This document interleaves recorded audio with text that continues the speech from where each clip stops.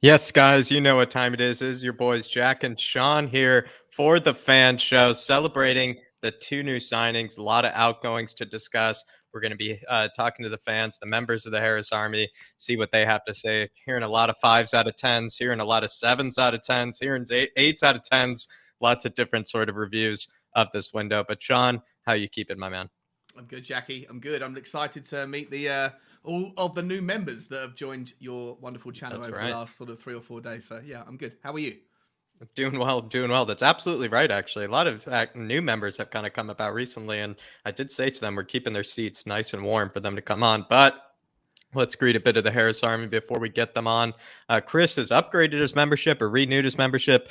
Just want to say, Chris, really appreciate it. Absolute go to the channel. Really does show his appreciation by always taking time out of his evenings to, kind of banter in the chat, as well as just be the comedian in the Harris Army. So, Chris, do really appreciate you, my man. Dan Coy saying, I'm happy with the outgoings, but watching We Are Tottenham TV earlier about tactics and Conte's system needs good wingbacks to pushing high in order to draw an opponent and create space. Our right wingbacks can't do that.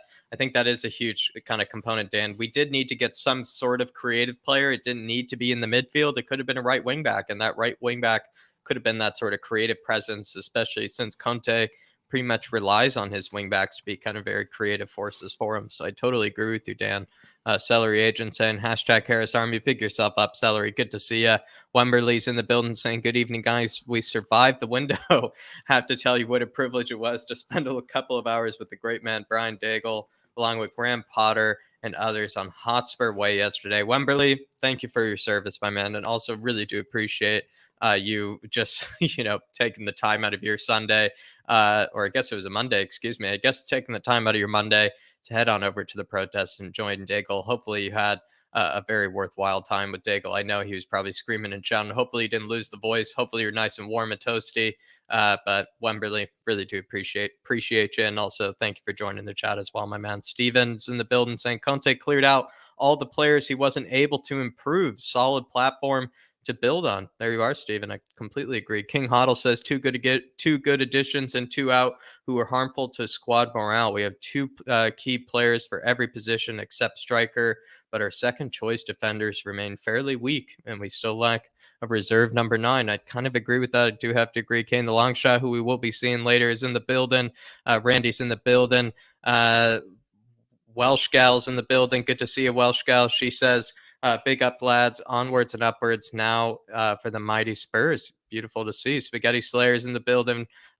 Wemberley as well. Ellie, I'll try to send you the link. I don't see the member icon next to it, but I will send you the link. Randy, good to see you as well. We can't get carried away. We have lost more options than gained, albeit some of them very unsavory options, Randy, and we will break that down. Everyone like and subscribe. Thank you very much, William. Good to see you. Sue Smith, the diamond, is in the building. Mark Cousins, good to see you, my man. Also, thank you as well for joining the chat. Also, wishing Sean as well the hello. Dark Sun G saying, come on, you Spurs. Korea made it to the World Cup today. It was a great because we had won both our games without Sun. Also, I'm happy that we don't have to mention the trio anymore for the pre-match pump-ups.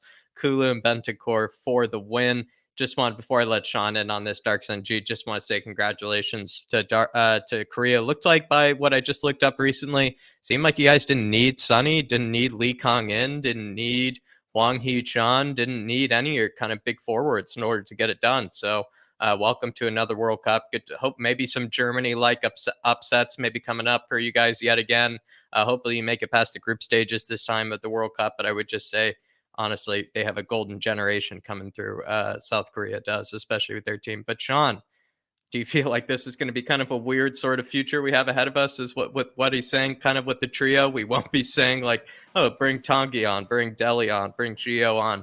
Oh, Tanguy, Dele, Gio, they poison the squad. I mean, we just won't be able to have those conversations anymore. Yeah, I mean, time will tell whether or not Kulusevski and Bentancur are additions to the team that are first choice, whether we find fault with them, whether they become the new frustrations, that the new conversation points, or whether we're going to pivot back to blaming Harry Winks because he'll be the bottom rung on the ladder, on the midfield ladder. I think Tottenham fans always, or football fans in general, will always find someone to to promote and someone to pick on or to complain about. So on one hand, it's great that we're getting rid of those options. We don't have to think about, well, look, the talent that's there on the bench, but that they never do it, when they have the shirt on. But I'm sure there'll be someone that will take their place. That's just the way. It's human nature, isn't it, Jack? So. Very much is human nature. Very well said. But Dark Sun G, I mean, I'm happy to not really be having these conversations anymore with Tongi and Dele. Only challenges David and I even further, to talk about other things, beyond those guys. But as well, I'm very, very happy to see that South Korea are definitely taking advantage of that golden generation that you guys seem to have. And maybe I would say, Celtic, they're kind of taking advantage of the Japanese league right now. Celtic are getting a lot of good additions. Maybe Spurs could do something with the Korean league. I'm not sure, but big yourself up, Dark Sun G. Also really appreciate the big one. Rockstars in the building saying, Dave, when are the Irish Hotspur flat caps going on sale? Eventually, Dave honestly is the busiest man in the world, but eventually he will get the merchandise up on, and hopefully you guys will get the flat caps. Honestly, we'll need to find some sort of kind of embroidery of the kind of Irish Hotspur somewhere, because you don't want it on the top. I feel like you might maybe get it on the sides. I'm not sure. We'll need to find the right location for that. But Igmarson's in the building as well. Rob Wall as well. Good to see you. Niall Smith is in the building. Big up Harris Army. I think it's an ego thing with Levy. Nothing to be proud. Drawing out the transfer dealings, felt we lost too many players with the tactics. See where you're coming from, Niall, but I think we'll break it down with others. Shane O'Neill as well is in the building. Good to see you, Shane. Carlos Age, good to see you. Always good to see Carlos. Anya Bike Scott is good to see you as well. Zoe, absolute legend as well. Mr. K, good to see you.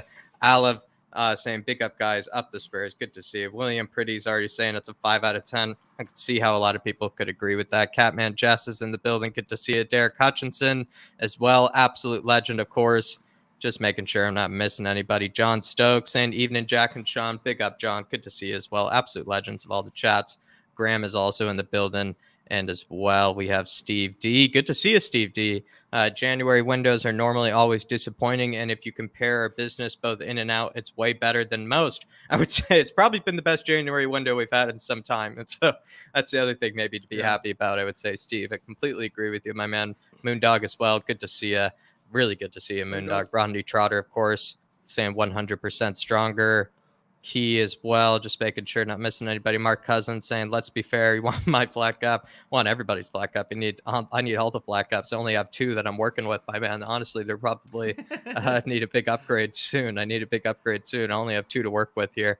But we do have another super chat in here from Dark Sun G, and he says, feels great to have quality players while getting out the poisons, while our top 4 rivals only have outgoings, Gooners, Hammers, Man U, etc., especially Man U and Arsenal. I mean, maybe that's the thing here, Sean. Do you feel like maybe we're kind of gotten a lot of outgoings, but also had incomings, and that kind of separates us, separates our window from, kind of our rivals' kind of windows, as we also got rid of a lot of players, but we did bring in some as well.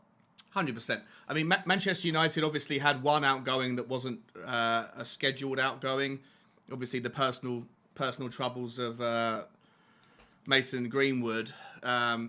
And that's a big loss for them, like a big loss, because he's a talented youngster, good player that obviously is going to go through his things. But that wasn't on the radar for them 3 days ago. And Arsenal got rid of Aubameyang, which, Arsenal fans are furious about anyway, right? I know we're going to go into this in detail as we go through it, but Arsenal got rid of their best player and didn't replace him. Manchester United have got rid of some players. One of them wasn't scheduled. Tottenham have got rid of everyone that they wanted to. The only name that you could possibly throw out that wasn't a necessary loan was Bryan Gil. Yeah.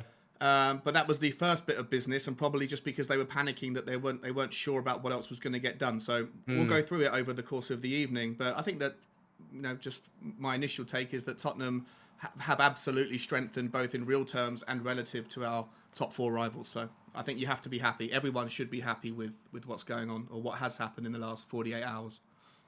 You look over, you look over the fence, you look over at the other kind of grass of the other clubs, kind of have a look around, the table, kind of look at our window.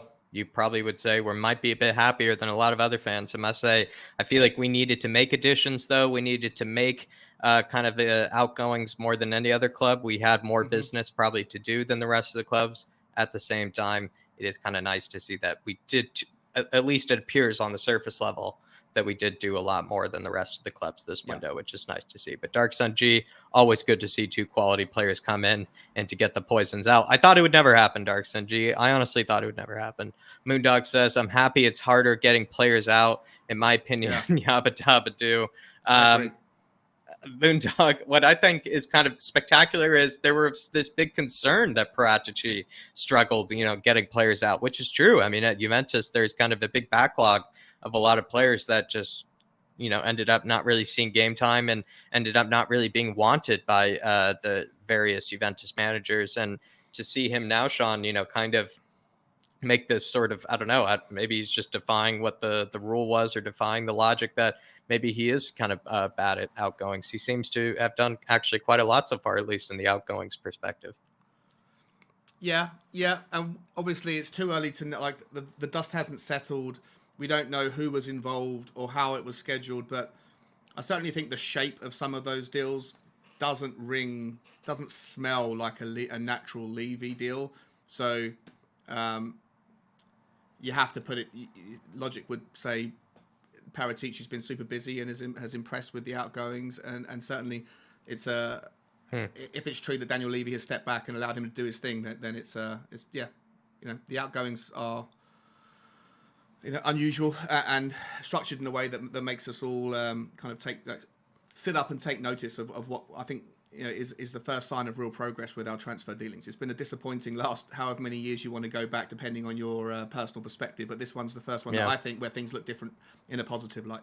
So absolutely. But Moondog, I'm just going to say, I don't know what to do. I think I'm going to continue every single day to be so surprised to see Gio, Tanguy, and Dele not on that team sheet. It will be ridiculous. But Moondog, it's good to see a lot of players out the door. Hopefully, Paratici gets even more out in summer. That's how ridiculous this is that it's practically going to take 3 to 4 windows, you might say, to get all the dead wood that we truly feel needs to go. But even more cleaning for Paratici. Less cooking now, but actually plenty of cooking more still to do and a lot more cleaning still to do. He's certainly not done.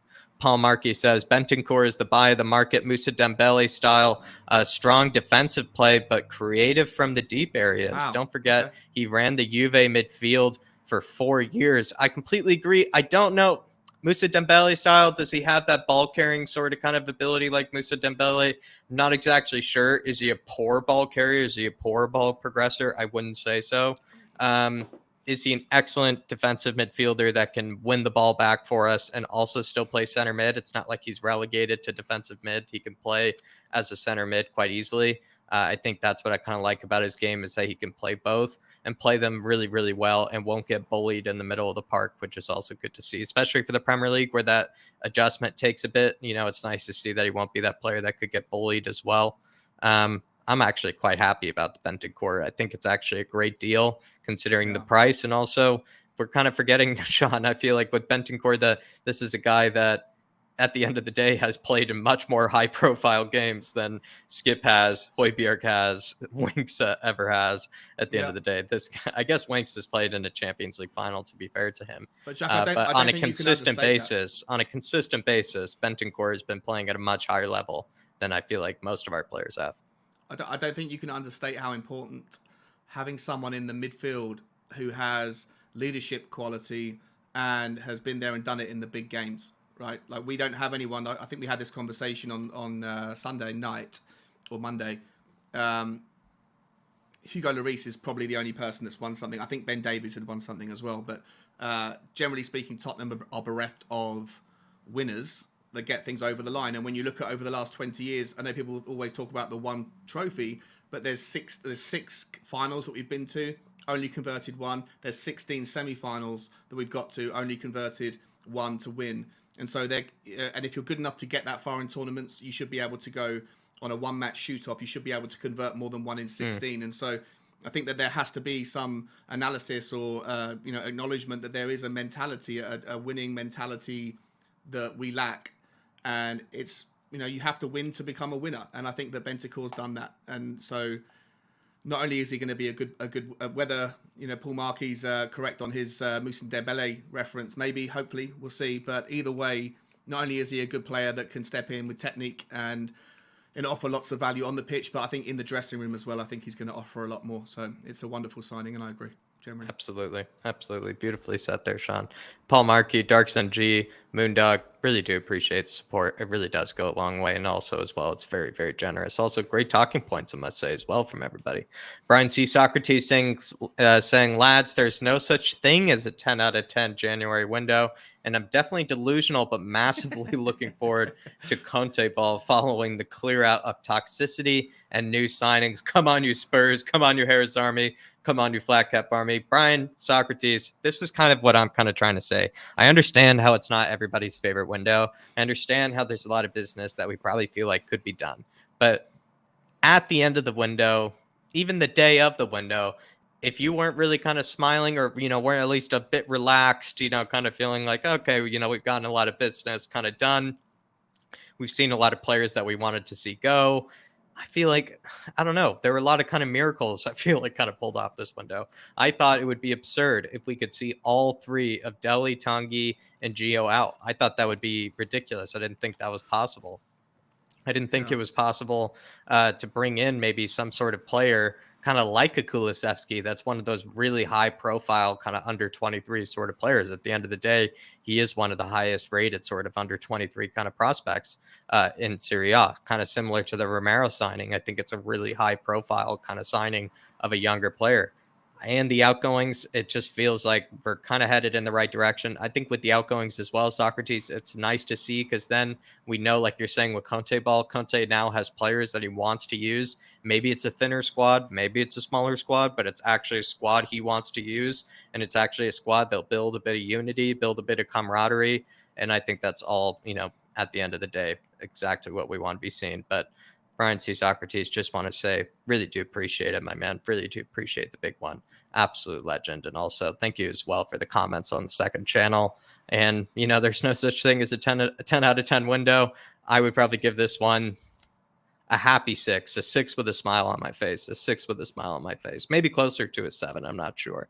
But Socrates, really appreciate the big one. And good to see you, Zoe. It's good to see you. Maybe I am a bit too excited, but I think it's always good to see you. You're an absolute legend of the channel, an absolute goat of the channel as well. So it's always good to see you in here, Zoe. Also, Bob Spurs in here as well, saying loaning Hill out after 6 months is one thing. Loaning him back to a Spanish team makes no sense. Yeah. Bob, I can tell the senses are absolutely with you. I can tell you're fully, still behind, what's been going on. You haven't missed a thing. It doesn't make a sense. It doesn't make any sense. I feel like he needed to go to another Premier League team. The only bit of optimism I can give Bob, because at the end of the day, you know me, Bob, as well as you. You and I, you both kind of try to stay that kind of ridiculously optimistic. You'd like to think that if Valencia do end up playing him a lot, if he gets a lot of game time, if he gets a lot of minutes under his belt at Valencia, that's kind of all we want to see at the end of the day. We want to see him being given tons of minutes to develop, to kind of mature, to become an even better player. And if it's in Spain, maybe not the best destination, but if he's getting tons of minutes, I feel like we'll be happy. At the end of the day, I think we will be happy. But Bob, really good to see you. Good to see you're kind of coming back to yourself as well. He's just kind of given this beautiful comment about Hill that I couldn't agree anymore. But Bob, absolute legend. Big yourself up, and it's really good to see you as well. But I think we can start bringing on some people as well. Just got to get this kind of show on the road, get it started. And so we will be bringing in Phillip Brady for this one. Phillip, take it away, my man. How you keeping?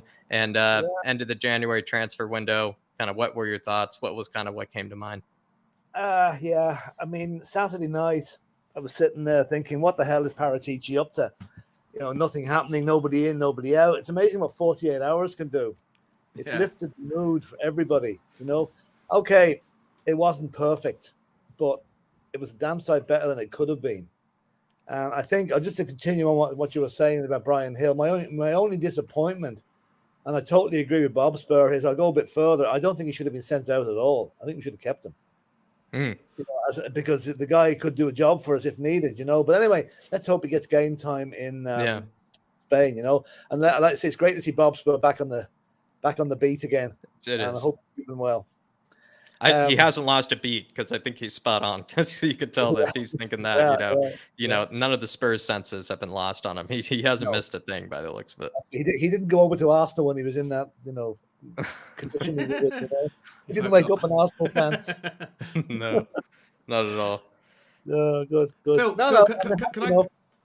sorry, mate. Can I quickly ask you, if you don't mind, just about the Bryan Gil? Whilst you mentioned it first, do you think there's any is there a suggestion that the only reason we loaned him out was because we got to Saturday and we hadn't loaned anybody else out? And for us to bring the two guys in where Paratici was cooking on the incomings, we needed to get something done. And Bryan Gil was probably the one that had the most, reception, like the idea of loaning him out to Spain. Do you think that was something that we had to get done immediately, and then now we're regretting it? Even the boys like Paratici's now going, shit, we didn't need to do that.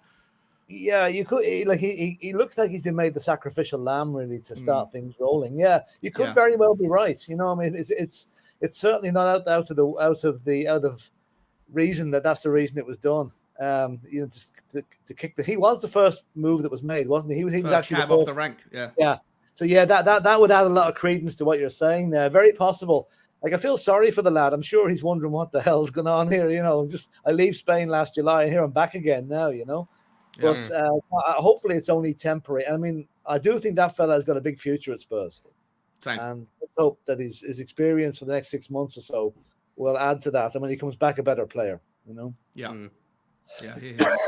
A certain departure, Phillip, we kind of at the beginning, we were kind of saying, get him out, never want to see him again. But Dele, I feel like, I don't know about you, but out of all the departures, it was kind of the one you were still maybe a bit emotional, kind of like thinking, somebody at the end of the day still gave us memories, gave us things that made us happy, even though we wanted to see him go. Maybe this one hurt a bit more than the Tangi one or the Gio one. Yeah. I think the best way you can describe that would be if you're in a relationship for 7 years and it's gone flat after 3, but you don't get rid of them for another 4. I think that's probably the best way. That's how it would feel. That's how it would feel. What might have been. There are certain regrets. I mean, let's face it, the goal against Crystal Palace, the goal against Chelsea, the 2 goals against Chelsea at Stamford Bridge, the guy did give us some great memories. But the problem is, I think other things have taken over his life in the last few years. He's lost interest. I mean, and I hope for his own sake that he gathers that at Everton. But I'll tell you one thing. He doesn't want to start sloping around the pitch, checking his hairdo up there, because they will not let him away with it. No, they absolutely won't. The Scouse, the blue side of Liverpool is they don't suffer fools at all. He'll know about it very quickly, And if Everton fall, I don't think they will, but if Everton ever fall into the relegation dogfight, which they're not too far away from at the moment, they're not. Then, really not. He's not the type of guy that I think I'd be calling on for a tight match against Burnley when you had to win. Yeah. But anyway. But the thing about the window, I think you probably remember what I've been saying all along about this window. I didn't expect anything more than a few loan deals and maybe one signing, and that's pretty much the way it's panned out. But the added bonus is the 3 boys gone out, who are adding precisely 0 to the squad for the last while. And why keep them there when they're only fouling up the dressing room? So that was a great bit of business by Paratici to get rid of those 3 guys. And. I think the squad will be better. I think they're all pulling in the one direction now. And the fact that Harvey White's loan was blocked. Yeah, that was interesting, wasn't it? It's another interesting one, Yeah. And I think he might be that 5th midfielder. Yeah, they recalled, is it Jamie, what's the name, Bowden? They recalled him from Oldham on loan. So that's another young lad's being recalled back to the club, So I didn't hear that one. Yeah, I think that the puzzle is beginning to get into place now. Let's face it, I'm really, really looking forward to Sunday or Saturday night, actually. Can't wait. Because all we've had recently is 4 matches against Chelsea, which is enough to destroy the soul of anybody. It's so true. It's been brutal, isn't it? Brutal. 8-0 in aggregate. 8-0. How are we still smiling? How are we all still laughing? Well, the thing about, unless we get them in the FA Cup, which we just our luck, we're finished. Yeah, we will. We will. Yeah. But no, I'm looking forward to see just how good this Brighton team is, because there's a lot of rumours going around they're much better than us, but we'll not go there. Yeah. They've lost one of their best players. It'll be an interesting game, but it's not so much that one. It's the 2 games afterwards that are crucial. Southampton and Wolves at home. Yeah. Because if we win those 2, we're back, baby. We are back. If we lose them, the rebuild. It's going to throw things back a while, but I think the adrenaline, the pumped up aggression that's going to be in that team now should be enough to see us hopefully win all those 3 games. Then we've got a small matter of going away to Manchester City, but Yeah, Is the Brighton fixture at home as well? I believe it is, right? Yeah, we've got three home games on the bounce now. Yeah. 3 home games in 8 days. I feel like Brighton is a team. Brighton's more of a team I'd be more afraid of actually away from home. I would actually be afraid of them actually away from home. They play that nice kind of sort of football, but also at home, with fans behind them. Away from home, you're kind of thinking maybe they will kind of be just. It's been a fortress at home for us as well, Philip. Like home's been a fortress for us as well. Well, except against Chelsea. Yeah, good point. But that's okay. That's okay. We're not at that level. Anyway, that's written into the DNA of the club. We don't win against 100%. Chelsea, but no, I think Brighton won't probably play their strongest team on Saturday. It's a cup match. Very few teams do play their full 11 in a cup match, but I hope we do because we've got a statement. Speaking about that, what do you consider the full team now? The best team? Do you consider Kulusevski straight in? Do you think that Bentancur will be on international duty, so he won't be available? I don't think Bentancur will feature. He's only playing tonight, so even if he flies back, it's going to be Friday morning before he's back in London. No, I'd say Kulusevski. Yeah, I would say he'll probably start. Okay. I'd start him. And I don't know what's the story with Romero and Son. Are they back or are they nearly back? I think they're both back. Yeah, I think Sonny's supposed to be back for this upcoming fixture, and then Romero should be as well. Romero's been back in training since the last Chelsea fixture, and then has been kind of recovering ever since. So he should be technically close to 100%, apart from not having actual minutes. Do you put Romero straight in, Phil, or do you put Romero on the bench? I keep him for Southampton. Because so you wouldn't play him at all. You wouldn't give him 20 minutes at the end. As long as Dele, I mean, is Sanchez away in international duty? Yes. Yeah. Right. Okay. He's going to be knackered when he gets back. Yeah. Tricky. Interesting one. Also, you don't want to put Romero, even if you give him 90 minutes when he hasn't kicked a ball in competitive football, if he snags that hamstring of his, he's out for the rest of the season. Yeah, I know. That's the worry. That's the worry. No, I think I'd leave Romero out. And listen, we can manage if we have to put Tanganga back there. He's due a good game soon, so let's hope it's coming on. Yeah, fair enough. It's good. I mean, we could be sitting here tonight crying into our glasses of really upset and depressed and just what the hell has the future got for us? We're not totally happy. Some people aren't happy at all. Some of the comments I've seen elsewhere have been, God, what a terrible window for Spurs. Yeah. I mean, it wasn't. It was good. It was a 7 out of 10, thereabouts. I agree. I'd say 7. Yeah. I think Jack thinks it's a 6, don't you, Jack? I think my initial thoughts, like right away, were this is a 7 out of 10, 8 out of 10 window. If I'm being crazy, more when I think about it, I think it would have been an 8 out of 10 if we had gotten a right wing back. So I kind of dropped more to a 6 out of 10 here. Yeah. But on the subject of recruitment, I think if I was Paratici now, I'd be looking up the lists of players that are out of contract in July, and there are some really heavy hitters. And apparently, if you can believe this, a lot of players at their present club have more or less been told, okay, your contract's up in July, 30th of June, or whenever they expire. You're on X number of pounds a week at the minute. Listen, COVID hit us very badly. We're not going to be able to match that. You're going to have to take a pay cut. So there are going to be a lot of dissatisfied players out there who are looking for a move to get a equal or increase in their pay. So if Paratici is cute, we could have the pick of the crop, especially if we get into the Champions League this season. So we might. Are you surprised though? Are you surprised that they're more of that long list of 50, 60 names that are Class A, Tier 1 level players? I don't recall. I think maybe 2 or 3 were signed up on the Bosman ruling that are still going to stay at their club and then play and then move in June. Most barely any of those. It's going to be a free for all on this. It's going to be insane, right? But, yeah, it is. I mean, we could pick up. Let's face it, we could pick up a player in July there for pay him a lot of money, but pick him up for nothing. Yeah, and that sounds very much like a Daniel Levy deal. Get him cheap. But we'll see. That's interesting but I think a lot's going to depend on the qualification where we end up in the league. Totally.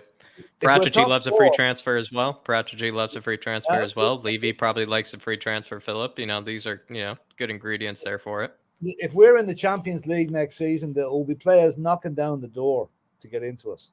Mm. Really, if they can see. Find is not down the door in your Apple Music. The Apple Watch is Welcome Siri to the show, ladies and gentlemen. Should I add it to your shopping list? I must have said the 7 off there, Anyway, Amazing. yeah. So I'd be hopeful now. That's why these next 2 games in the league are very important to get us into the top 4. Yeah. Because let's face it, Arsenal aren't going to come back with any great confidence. Their fans are going to be. I wouldn't like to be the Arsenal board at the next home match now. No, I certainly wouldn't. Because that's the greatest laugh ever. Aubameyang going for nothing like that. I mean, it was just crazy. Yeah. If it had been a Spurs player going, we'd be all over the news. But it's hardly been mentioned today that I can see. Yeah, it's like he held himself hostage in Barcelona and made the deal happen. It was pretty brilliant to see. Dark Sun G here with a super chat. Oh, sorry. No, sorry, we'll get to it. But Dark Sun G with a super chat saying, "What do you guys think of Kulu's interview video? After watching it, I feel really confident and positive that Kulu will be our ace and Son will play soon." Did you see? I didn't actually catch the interview video yet. Have you seen it, Phillip? What are your thoughts on it? Help me out with Dark Sun G. Let's face it. A lot of these introductory interviews are well scripted. They're not from the heart. You're handed a sheet of paper. Read that. Yeah. So that's so. Yeah, but like the guy is he looks like he's on a mission. He knows, like he's a settled Swedish international. He knows the score. He knows what he's coming into. He's mad to get going, and I can't wait to see him play. And with Son coming back as well. And Dark Sun G, congratulations on Korea getting through. Brilliant. Absolutely delighted that they got through the World Cup.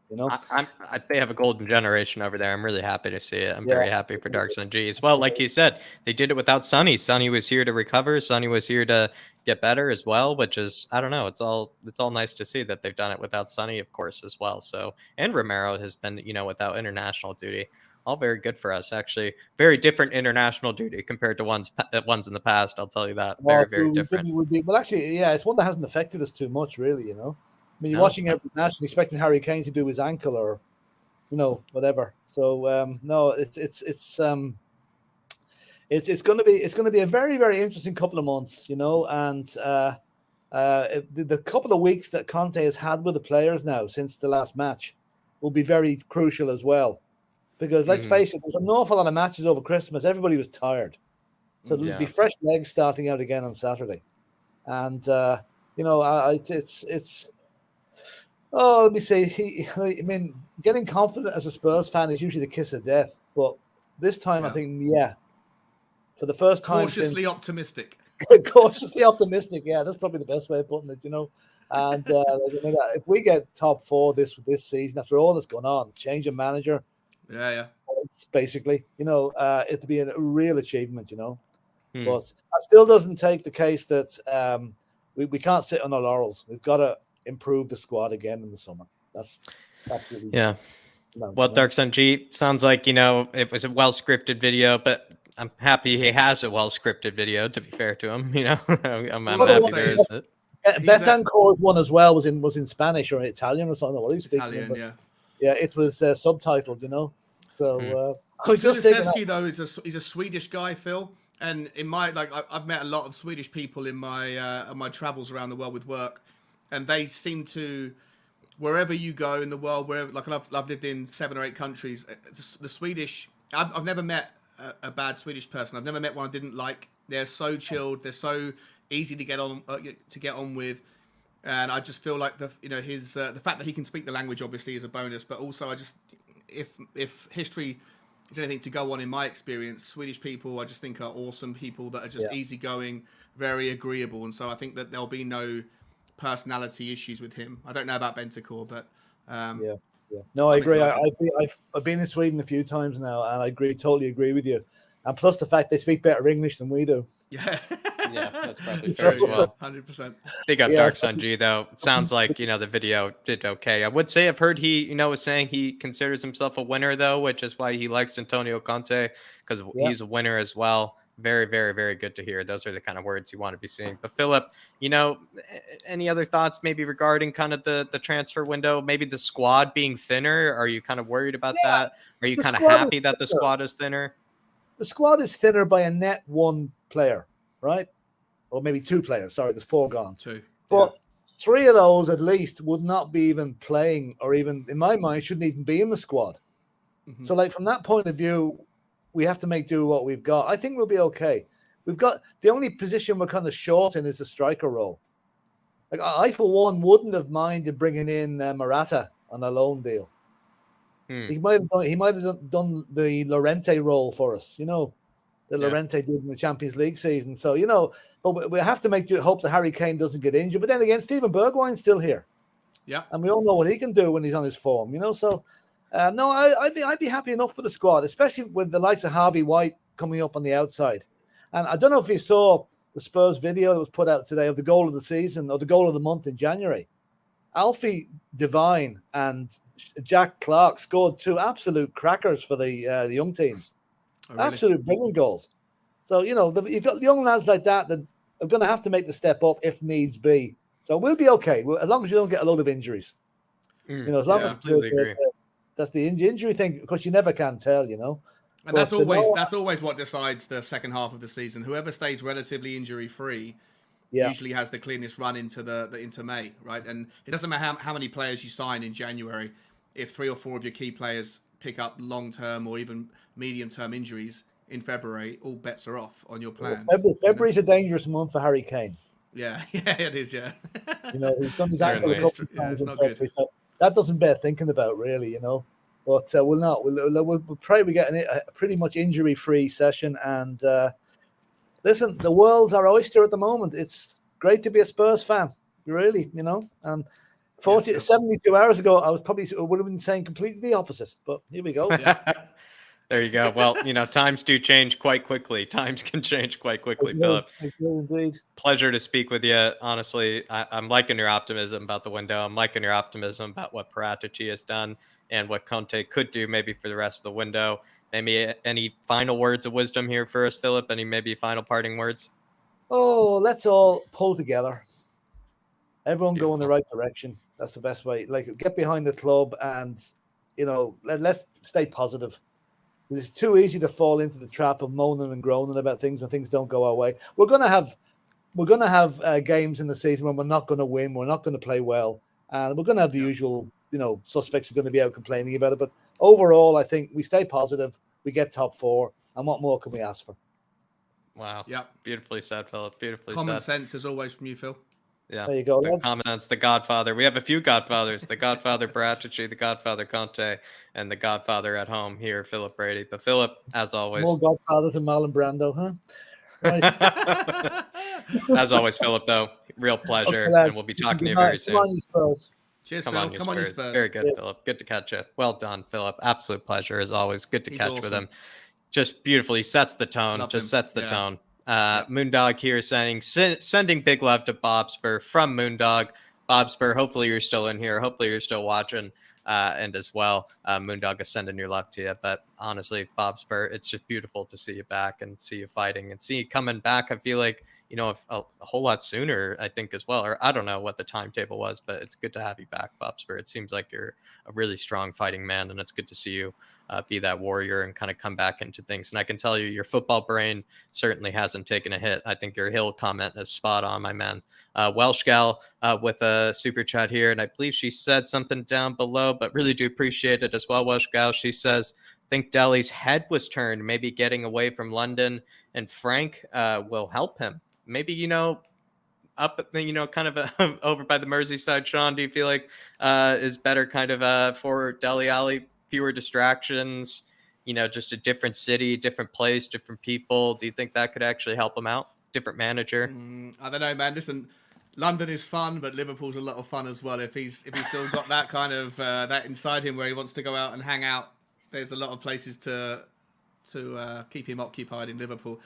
I just think it's time. I think that he needs. He definitely. I agree with Welsh Gal. He needs a fresh challenge. He needs something to get his teeth stuck into. I think that Frank Lampard might be a really good manager for him to kind of, to inspire and motivate the guy to focus on his career. And I wish him all the best. I don't wish him all the best against Tottenham in March, but I do wish him all the best generally. And as much as I do think Everton are in a relegation fight, I do hope they survive, because if they do go down, I think that they're financially in a lot of problems, and I don't know how they recover from the drop in revenue. So, I wish him all the best. But I don't know whether or not Liverpool's going to be a more of a cleaner environment for him. Liverpool is a lot of. I've been there a few times. It's party central. We'll see. I mean, what would be kind of funny is, Everton, let's say they go down to the championship. I think, they could end up being done from there, but be even worse, knowing that he plays a lot of games for them in the championship, then they have to pay 40 million for him at that stage would be pretty horrible. Horrible. But Tottenham Tantrum Gold as well. Good to see you, though, Welsh Gal. Really do appreciate the support. Tottenham Tantrum Gold saying, big up Jack and Sean. Good to see you, Dermot, as well. We'll be speaking to you later. Really do appreciate the support. Hopefully everything's going well on the channel, my man.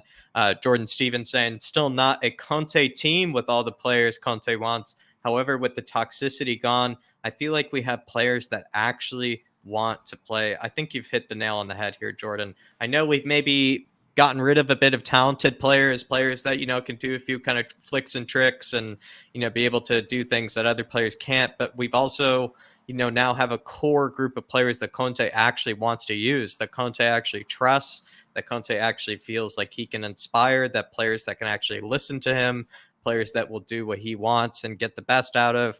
I think at the end of the day, that's all you want. And if that means a thinner squad, if that means a smaller squad, so be it. Because if he has, the squad that he wants to work with, I think that's what we need to do, is give him players that he likes using, players that he doesn't, have an issue kind of, putting in, players he doesn't have to have headaches about. I feel like that's at the end of the day what we need to see. And it feels like we're seeing that with Antonio Conte. But Jordan, just want to say, big yourself up, my man. Really do appreciate support. And Jerome saying, I'm just very excited about Kulu. He is a versatile, strong, young player. He is built for the Prem. I believe as well, actually, Sean, you're a big fan of Kulusevski or excited to see him come in. Yeah, 100%. Yeah, he was my first choice all window. I always reference, I think he's like a young, he reminds me of a young Kevin De Bruyne. I think the sky's the limit. He's got the world at his feet, and I think he's just set up for a wonderful introduction to the Premier League. I think the pace will suit him. I generally feel like, even though when you look at the amount of technical midfielders we now only have versus the forward line, I do think that Kulusevski has when you look at his passing ability off of both feet, it's not just pinpoint accurate, but the weighting on some of those passes. If you look at from Juve over the last 18 months, the weighting on his passing is sublime, like akin to Harry Kane's kind of passing acumen. And so I think that he can play anywhere in the front three. I think he could possibly play up front alongside Harry Kane or instead of Harry Kane. Yeah. I also think that there's not really any reason why he couldn't play in the 10 role. And we'll see what else happens, how he develops, because he's very young. But I just generally am so excited about having a player who's naturally left-footed, but equally strong off of both.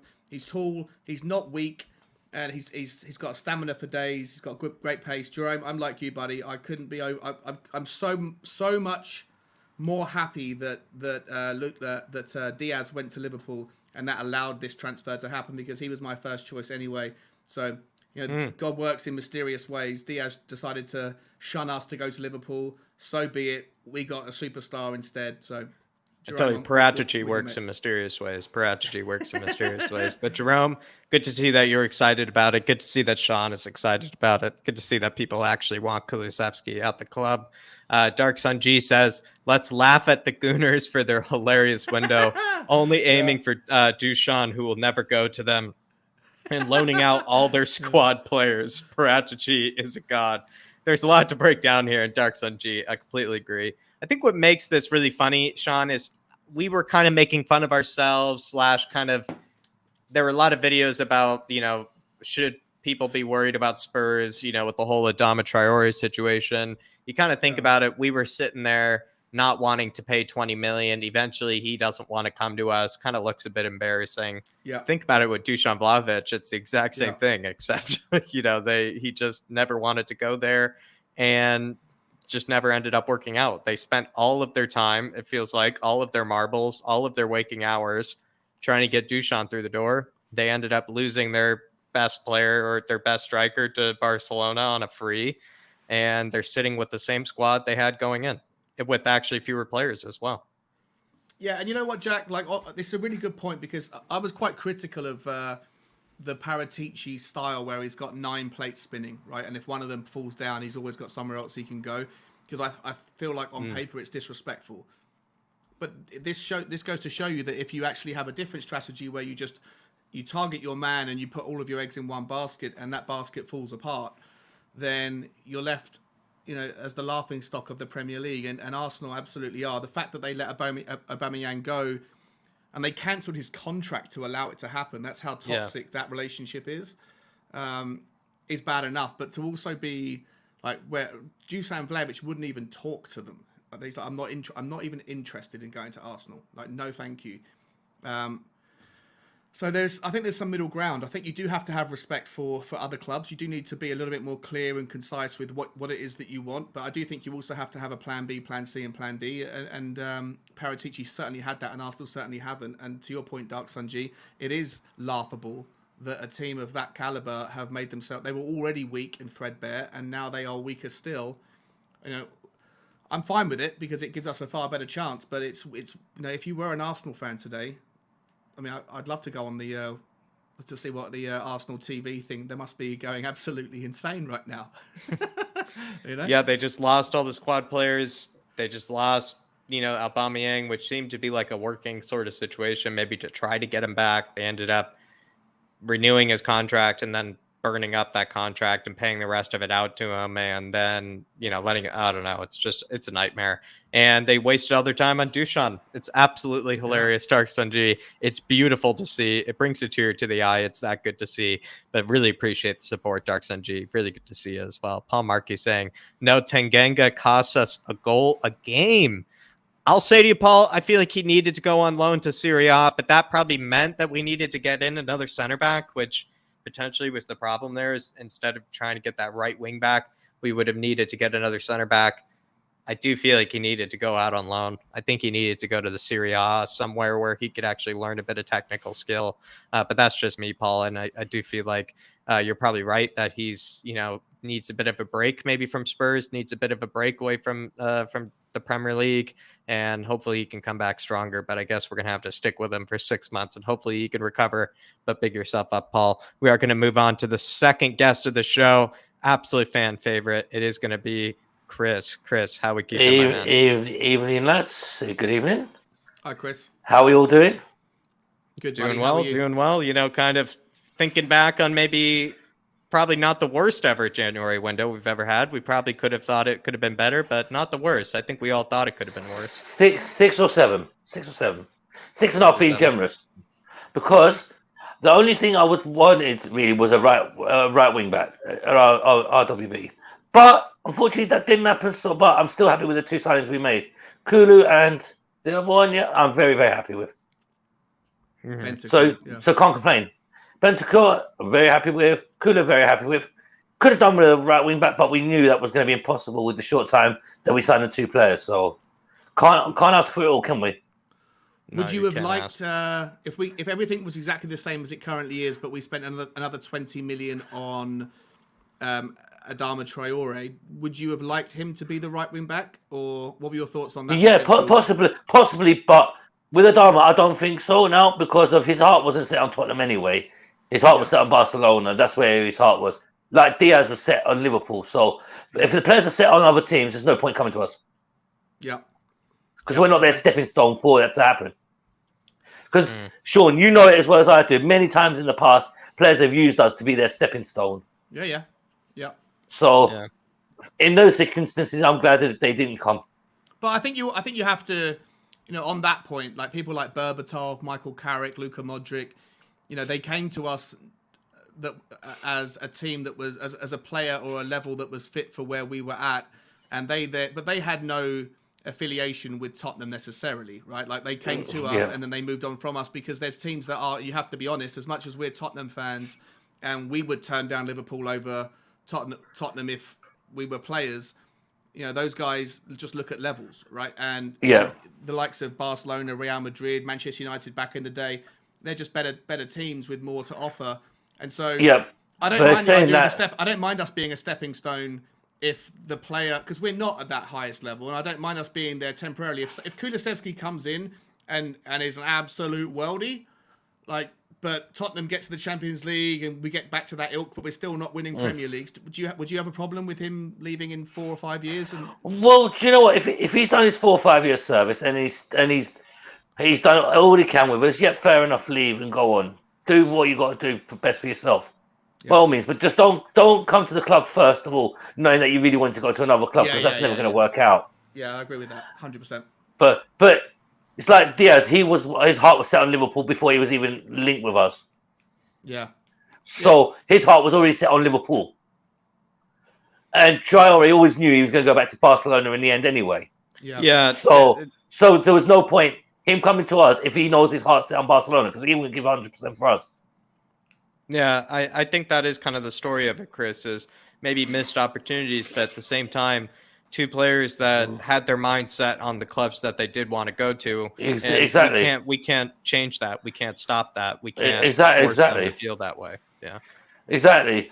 But on the positive note of the transfer window, Dele's gone. Yeah.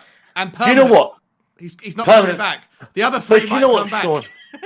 Sean, the thing is, right, with Dele, I've loved him for the 7 years that he's given us, right? For the first 4 years, it was fantastic. The last 3 years, I've just said to myself, this guy's got to go. Enough. He don't care about the club. You can see it. His interests were elsewhere, not in actually playing football. Yeah. Yeah. And his interview last night to Sky Sports was an absolute joke. I want to get back to playing football. You've had 4 managers to try and get back to playing football and you haven't bothered. Yeah. I want to get back to playing football and Frank Lampard's going to help me. Is he? You've had 4 managers who've tried to help you and you've still done jack shit. Yeah, he seems like someone who likes to blame other people for his failures. Yeah. As much as many people might hate what I'm going to say, I am so damn glad he's left. Yeah. So your answer to that whole, being a bit emotional about seeing him go, you don't really. No, I was dancing with joy when I see the transfer gone through. Yeah. I was the opposite way around. I was like, yeah, thank you for your service, but we've had enough of you now. You can go. Chris, speaking of which, getting all 3 of them out. Then, Chris. Talk about that. What? Gio's shit show? What's he done since he's been at Tottenham apart from being injured? Did you think this was possible, though, to get all 3 of them out in the January window, Chris? Well, do you know what? I think the best one for me is the Tanganga and Dele deal. If this actually goes through, I will start calling Paratici the Don. 65 million euros with a buyout clause of 65 million at the end of the loan deal if Leon won it. Quality. How he pulled that off, I do not know. I think it might be actually at the end they just pay us like 10-15 million, considering how much left of the installment. No chance you get 65 million for him. But still, come off it, Sean. For somebody to pull off a coup like that is just a smart business. For somebody who sat on the bench for 3 months now, just looking at his Uber Eats app before actually wanting to play football. All right, Chris, but let me ask you a more realistic question. In the summer, do we see Ndombele return? And do we see Lo Celso return? I know that Bryan Gil's definitely going to come back. We know that Dele Alli's gone forever, or at least on a permanent. Do we know? Do you think that Lo Celso and Ndombele have their options activated, or do you think we see them again in the Tottenham squad by? Do you know? I don't think Ndombele's loan's going to last. I think he's going to be at the end of the season. He's going to come back again, and then we're going to have to sell him. Yeah. Gio's, I think he suits the Spanish league because it's slower pace and he can handle it. So I think that deal might stay through with Villarreal, where he'll actually stay there. Okay. But you think Ndombele is going to be a problem? But I don't think Leon will want to pay out the buyout clause. So he's like herpes. He's going to come back to bite us later, yeah? Yeah. It's going to be the old boomerang effect, isn't it? Oh, we've got rid of him, now he's come back again. Yeah. Okay. And Sean, I have to say, your laugh is infectious, man. That laugh is just so infectious. Thanks, Jeez. appreciate it. Chris, I Very mean, annoying. But, yeah. thinner squad, Do you know- Chris. What do you think about that? Better makes us better, makes us worse. It's better before Conte because he now knows what he's got to work with, and he doesn't have to spend time trying to coax the likes of Dele Alli and Dele to play football. He can now concentrate on the actual squad itself. Say, right, lads, this is what we've got. This is what we're gonna do, and we're gonna do it. Not having to say, "Yeah, here, Dele, come and sit here, and we'll talk to you nicely." There. It's none of that now. It's we're gonna play football, and we're gonna do it my way. You see from Kulu's interviews, like, you know what, I wanted to come here. I wanted to play with Conte because he knows exactly what he's doing, and he knows how to play football properly. Yeah. So you got to respect it for that. Yeah. Yep. Absolutely. How do you see Kulusevski play? Do you see him like immediately coming into the team? And do you see him? Yeah. What formation do you think he's going to be the best fit for? I think he's going to take Lucas's position on the right. I really do. I think he's going to take the position on the right. Yeah, that makes sense. You'll have Kane, Son, and Kulu on the right hand side. In a 3-5-2 or in a 3-4-3 or 3-4-3? In a 3-4-3. Yeah, 3-4-3 with. See, Sean, the only reason I'm gutted is because we didn't get the right wing back. Because Emerson, as much as I like him as a defender, my guy cannot cross to save his life. Not yet. But I think we have to. It's not, I know Jack is a massive, or has always been a massive Emerson. I defend supporter. Emerson like a prime Ledley King sometimes. But in the last couple of months, Jack's starting to get frustrated with Emerson going forward. I still think we have him now for 6 months. We paid a lot of money for the guy. He's got all the potential in the world. Crossing is not the hardest. It's not the hardest technique to learn. Of all the things that you have to learn, crossing is not the hardest. So, and that's the most frustrating part of it. That's the most frustrating part of Emerson's game. Is his damn crossing. Everything else, he can tackle, he can run, and he can actually do well in defence. Yeah. But when it comes to his crosses, you know exactly what's going to happen. He's going to hit the first player every single damn time, or he's going to take one too many touches. Yeah, you know it every single time. No, I get you. I hear you. Oh God, here we go again. Do you think he can learn? Do you think he can adapt? Do you think he spends a lot of time on the training ground? Do we have what's definitely. Yeah, definitely. I think he's got potential. And old soul, I agree with your comment there. He has got potential. Yeah, I think he definitely has got potential. I mean, he's the same age as Kyle Walker when we brought Kyle Walker. Yeah, exactly. So there's still a lot of time for him to improve. Absolutely. So yeah, but just please, Emerson, just get your cross over the first man. That's all I ask. Yeah, that's all I ask. Just get over the first man. It's a core position, mate. If you want it, Conte wants his 3-5-2 or a 3-4-3, it really doesn't matter. I guess it's more important in a 3-5-2, and that's why if he couldn't find a decent right wing back, if Paratici looked around and couldn't find an available right wing back that was accessible for a reasonable amount of money or a loan, then I'd rather not do what we've done in years gone by, and shoot from the hip and buy someone that ended up being disappointment. I'd rather buy nobody than buy another Dele in any position. That's very true. That's very true. I think we just that's very true. In Emerson. Yeah, I've got the faith in him, but I'm just sure it's just when you put your head down, you're like, no, I know what's going to happen. Now he's going to cross the ball. Oh, here we go, first man again.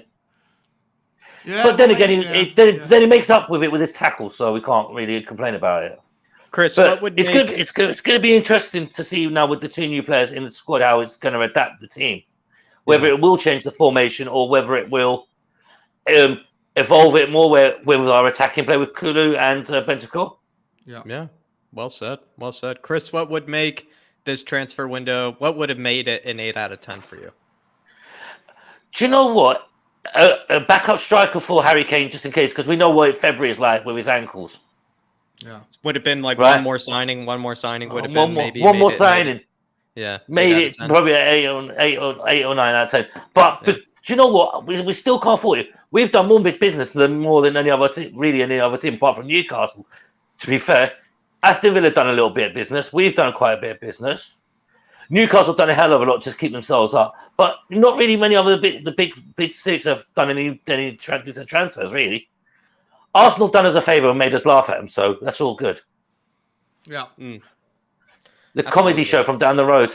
It's a good one at that. Yeah, it could always be worse, right? That's why I try and remind Tottenham fans Exactly. that are a little bit, always a little bit unhappy. Come on, guys, just look. I'm optimistic. You could be Arsenal fan right now. I'm optimistic. I tried to contact one of my Arsenal pals today, Sean. He switched his phone off. Yeah, I bet Cause I asked him, how's Aubameyang getting on at Barcelona? He just switched his phone off. That's funny. That's what Why have you Vlahovic's got a friend agent who's was an doing. Arsenal That's fan? kind of funny. Yeah.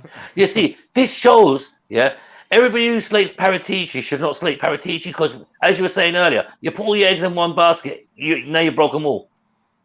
Yeah. Yeah. Now you're screwed. Yeah. Okay, we had about 10 plates spinning at one time, but 8 fell over, but two are still spinning and 2 signed. Yep. Mm. Yep. So are we favourites for top we've 4 got- now, Chris? Or I think so. I think we've got potential for top 4 as long as we don't have to play Chelsea again. well, As long as we're not playing Chelsea. only in the cup, right? The only we'll only play them again in the cup if we get unlucky. Do you know what? Brighton on Saturday is my birthday, so we need to win that, But I've just got the worst feeling possible, and it's the gut feeling I get when we get Chelsea. And I'm like, we're going to get Chelsea in the next round of the FA Cup, aren't we? And it's going to be at Stamford Bridge.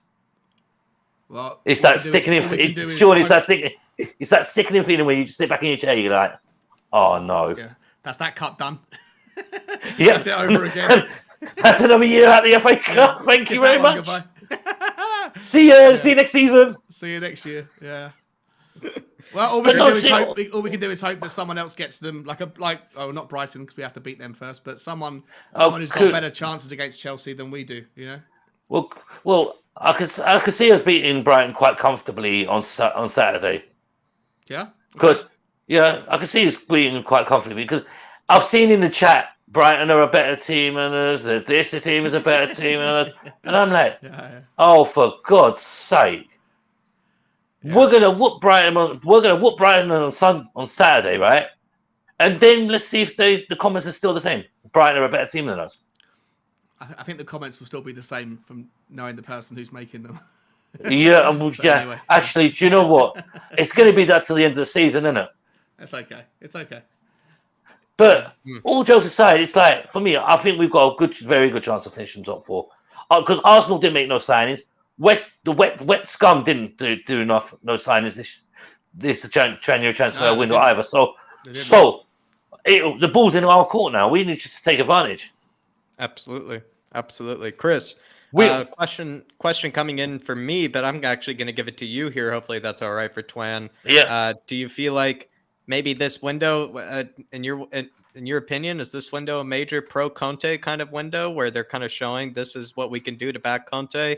Or do you feel like, as he's saying in the next comment, this is just Levy kind of allowing and agreeing for, a bit of penny pinching? Is this a penny pinching window, or do you actually think this was a window where maybe we were showing a bit of back for Conte? I don't think it's a bit of penny pinching. I don't think it was a back for Conte. This is just the start of the rebuild. It's in between. It's the start of the rebuild where we've had to get rid of a lot of shit. Let's face it, we've had to get rid of a lot of shit out of the team before we could sign anybody. And we got rid of Dele. We got rid of Tanguy. We got rid of Gio. We sent Gil and Gio and Tanguy out on loan. We got sold Dele.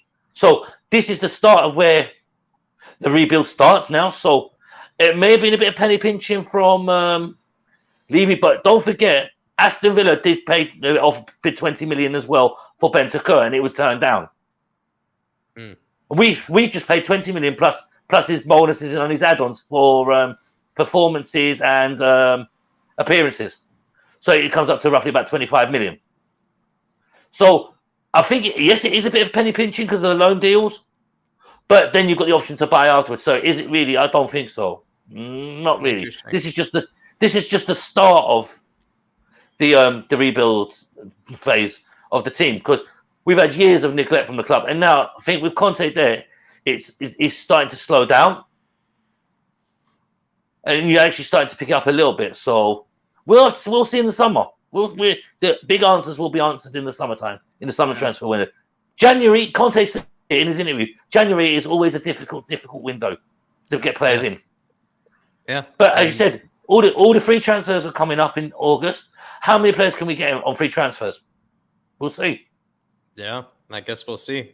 Chris, maybe final question. Do you feel like there is some version of a war chest available to Conte? Some version of he gets full reign on what happens in terms of transfers in the summer? Do you think he's going to have a big bit? Do you think he's basically going to have a direct hand in a lot of transfers come the summer? I think so, but it depends if Levy just sticks his little bald head out the window away and lets Paratici deal with Conte directly and let Conte tell Paratici what he needs.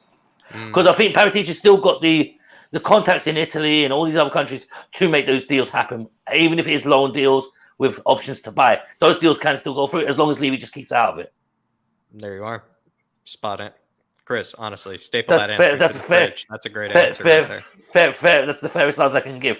Levy just needs to stick his little head. Levy just stay out of it and let Paratici do his job, because Paratici's showing now what he can actually do if he's left alone to do it. Yep, just leave him alone. Steve Hitchin, just keep rolling out the espressos. Just leave him alone as well.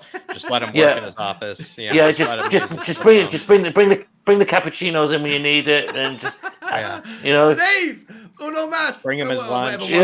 Bring him his lunch. Bring him his breakfast. Steve, my pasta. Nice. But Chris, absolute pleasure to talk to you. It's good to hear your thoughts on the future, on the window, on the rest of the season with Antonio Conte. Sounds like I'm getting a bit of optimism so far from some of the fans, which is great to see. But Chris, maybe where can people find you? However you want to take it. Final words, wherever people can find you. Final words for you. You can find me wherever, whichever stream I'm on, and also welcome back, Bob Spurty. So glad to see you back on the streams. Come on, beautiful way to do that, Chris. Lads, have a good evening, and come on, you Spurs. Come on, and Sean, and Conte, we trust. Sean, that laugh is just too infectious, man. I can't concentrate when I'm on stream with you. Thanks, mate. I agree with myself. Take it easy, lads. Chris. Good man. Chris. Good man. Absolute pleasure to always speak with Chris. Absolute pleasure. Dark Sun G saying, Villarreal, please take Gio Lo Celso like they did Foyth. Our squad will be a united unit now that we got out the toxic trio. Now we won't see players who won't show passion. I think this was just what's so funny about the trio, Dark Sun G, is probably all of the lack of passion, all of the side, off the field antics, all of the kind of just individualism and kind of things that just didn't help the squad camaraderie, all came from three players, all who played in the same position. It is just kind of a bit strange to me. It's a bit strange, and I would love Villarreal to take GLC off our plate. Out of all three of them, between Dele, Lo Celso, and Tanguy, I actually hate to say it, I think Lo Celso is probably my least favorite, actually, of those three. I just didn't think he had the talent that the other two had. I didn't actually know what sort of player I was looking at times. I didn't really see, maybe the talent that was there at Real Betis at one stage. I never really saw it. I never did. And so I kind of feel like I'm kind of happy to see him go. And I do want Villarreal to take him. And now we have players, Sean, that, actually want to show the passion, which is nice. Yeah, I'm interested that you thought that GLC was... I just thought he had the least. He had the lowest ceiling of all three of them, actually. Yeah, well, that's a fair comment. And obviously, we know he couldn't hit the ceiling, no matter how low it was. With he couldn't hit the ceiling if he tried with football. Listen, Villarreal seemed to take players from us and turn them into good players. Juan Foyth did nothing for us in 2017 or whenever it was. He was with us and went on to become a Europa League winner. So. Listen, I wish Gio well, and I hope that if he goes there, he'll provide whatever metrics he needs to provide to convince them to pay us our money back for whatever we spent on him, 35 million, whatever it was, 40 million. I'd rather never see him in a Spurs shirt again, but I just hope that we can get our money back. If we can get our money back for those guys in the summer, then it gives us a war chest. I don't believe for a second that Lyon are going to pay 65 million, no matter how well Ndombele plays, but even if you could get an agreement on 30 million, and whether that's money paid back or money just written off on the debt that already exists, if you could get 30 million for him, 35 million from the Lo Celso arrangement, if you could get 20 million, I know that Dele Alli there'll be no payments until at least next season because there's only 18 games left that Dele Alli can play in for Everton. So, but that's 65 million to add to whatever war chest is already existing. Plus the money saved, I think it's 30 million from wages that does leave you. You start to think about that and go, well, if all things go to plan, that's a £150 million war chest just on those sorts of things alone before whatever else is already baked in through revenue streams or, prudent financial planning. So it really does look like it could be a monster window in the summer for us. But there you are. Yeah. There you are, Dark Sun G. There you are. And that's my feeling is just like Sean said, hopefully Lo Celso, they take him away from us. Seems like Villarreal has no problem with taking away some of our players, especially, I guess, the Argentinian kind. They don't really have any problem taking away from us. And hopefully they, I wish GLC all the success in the world. I really do. It's not like I really had it out for the guy. It's just of the three, probably my least favorite of the three. But Darren Herring saying, with the big clear out come summer, we should be in a position to bud rather than waiting to sell first, or we should be in a position to buy rather than waiting to sell first. A lot of free agents next summer. Interesting. I feel like this is the thing. Everybody keeps mentioning the free agents here, Sean, and I know I guess since there weren't a lot of deals maybe made ahead of time, this kind of window, potentially it's just going to be a huge free-for-all in that sort of market where a lot of players are going to have a lot of suitors and they'll just pick whichever club maybe suits them best. And hopefully Paratici can sell the Tottenham Hotspur project, can sell the Tottenham Hotspur club as a viable option for some of those big marquee players that will be out of contract. Yeah, 100%. And Darren makes a really good point. Because we only have 21, 22 players now that are registered above 25, all that stuff, right? In the 25-man squad, when those players do become available, we could be able to finally make a move early, get it done without having to worry about who we're getting rid of first. So, like I say, there's a lot of risk that was taken on with this strategy of loaning 4 players out to only bring 2 in. There's a lot of risk with injuries if it does disrupt us. But if we can get through, and if we can finish top 4. Then not only do we have that war chest that might be available that I mentioned a moment ago, but to Darren's point, we can get straight down to bringing players in. And with the 50, 60 players that are still yet to resolve their contract, this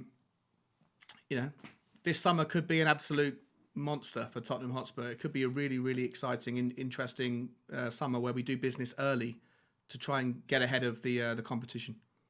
Absolutely. Beautifully put, honestly. Beautifully put, Sean. Well said. Thanks, Dark Sun G says Brighton losing Burn before our match is huge for us, in my opinion. Dan Burn, I'd probably say maybe, Sean, maybe their best center back to a degree. Adam Webster is a good one, though, for them as well, but their best center back gone. They've got another guy. Is it Dunk?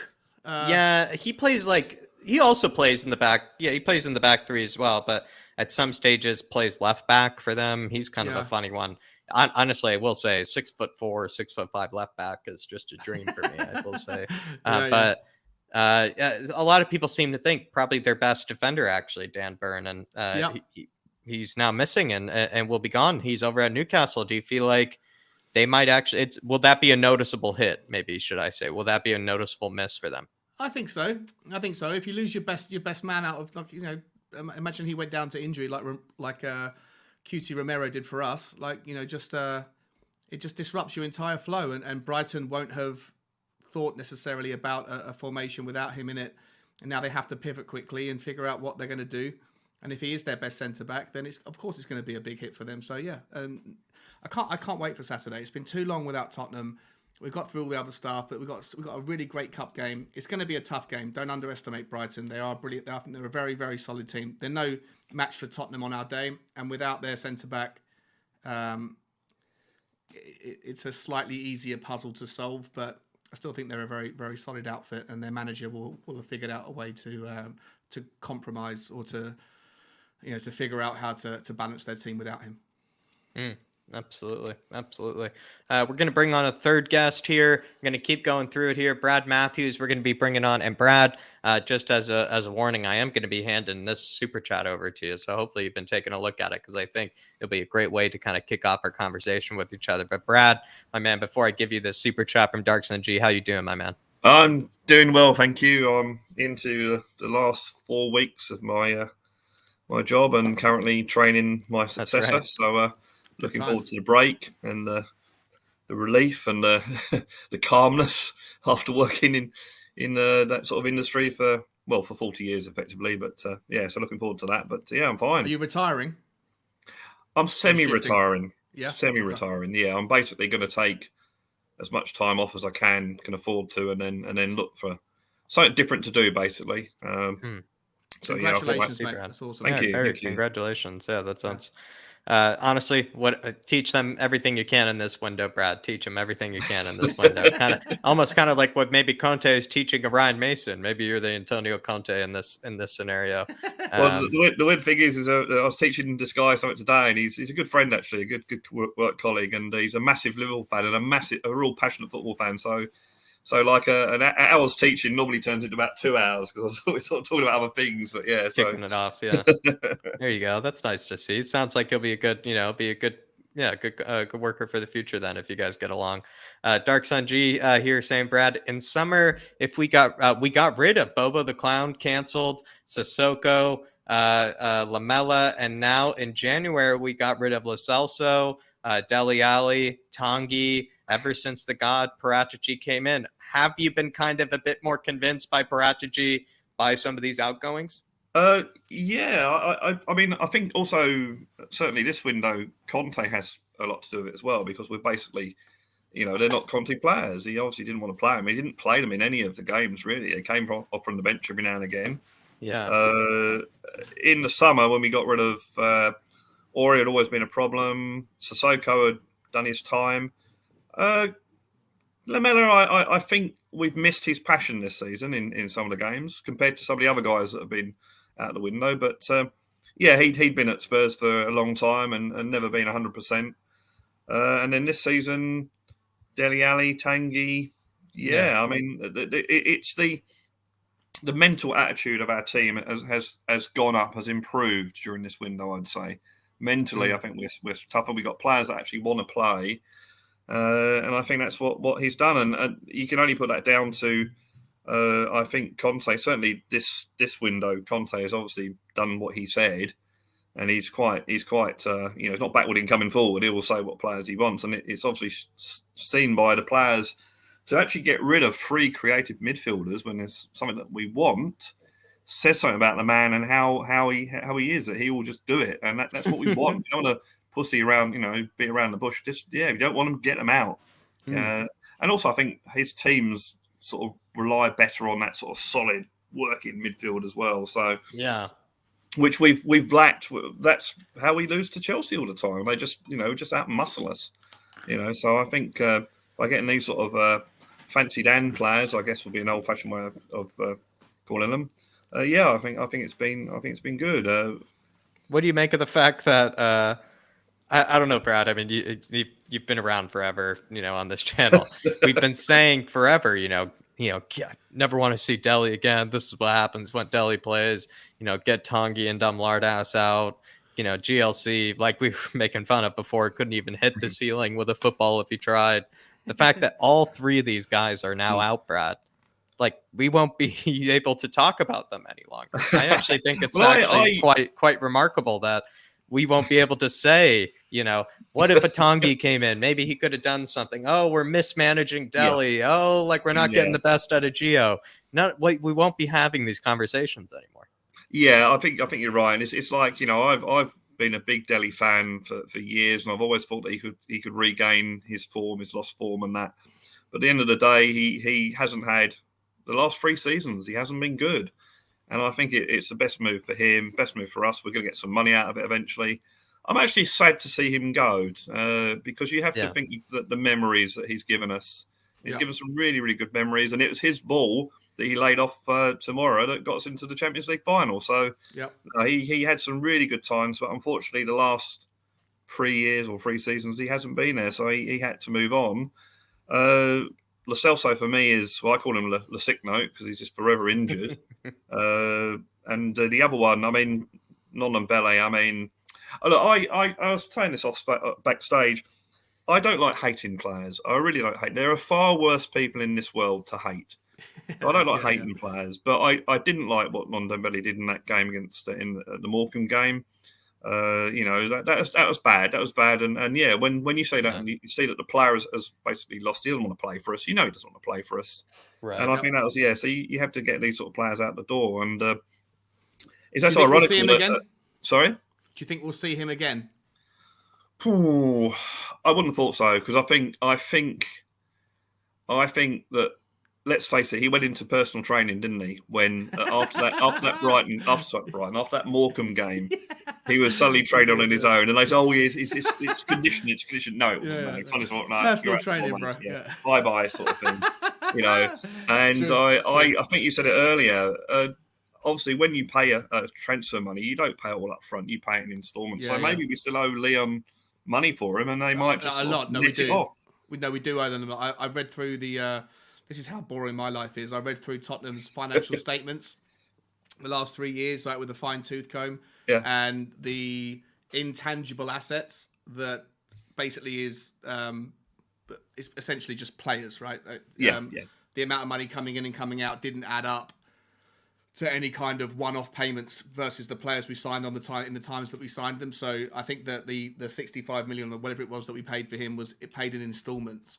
And looking at the cash flow, I think it's paid off monthly, so over maybe a 5-year period. So there'll be a lot left to pay Leon for it. And I reckon that if he does decide to stay, and if there is a mutually agreed price, to Jack's point, it will probably just be a whatever you owe us, we'll just write it off kind of thing. Yeah, I think you're right there. And I think the same, because we actually paid a fair bit of money for Lo Celso as well, didn't we? We had that loan option to buy thing, and we actually paid a fair bit. So 35, it's actually 35 million, I think, something so, like that. Something like that. Actually, interested in the comments about they take our Argentinian players off us, Villarreal sort of thing.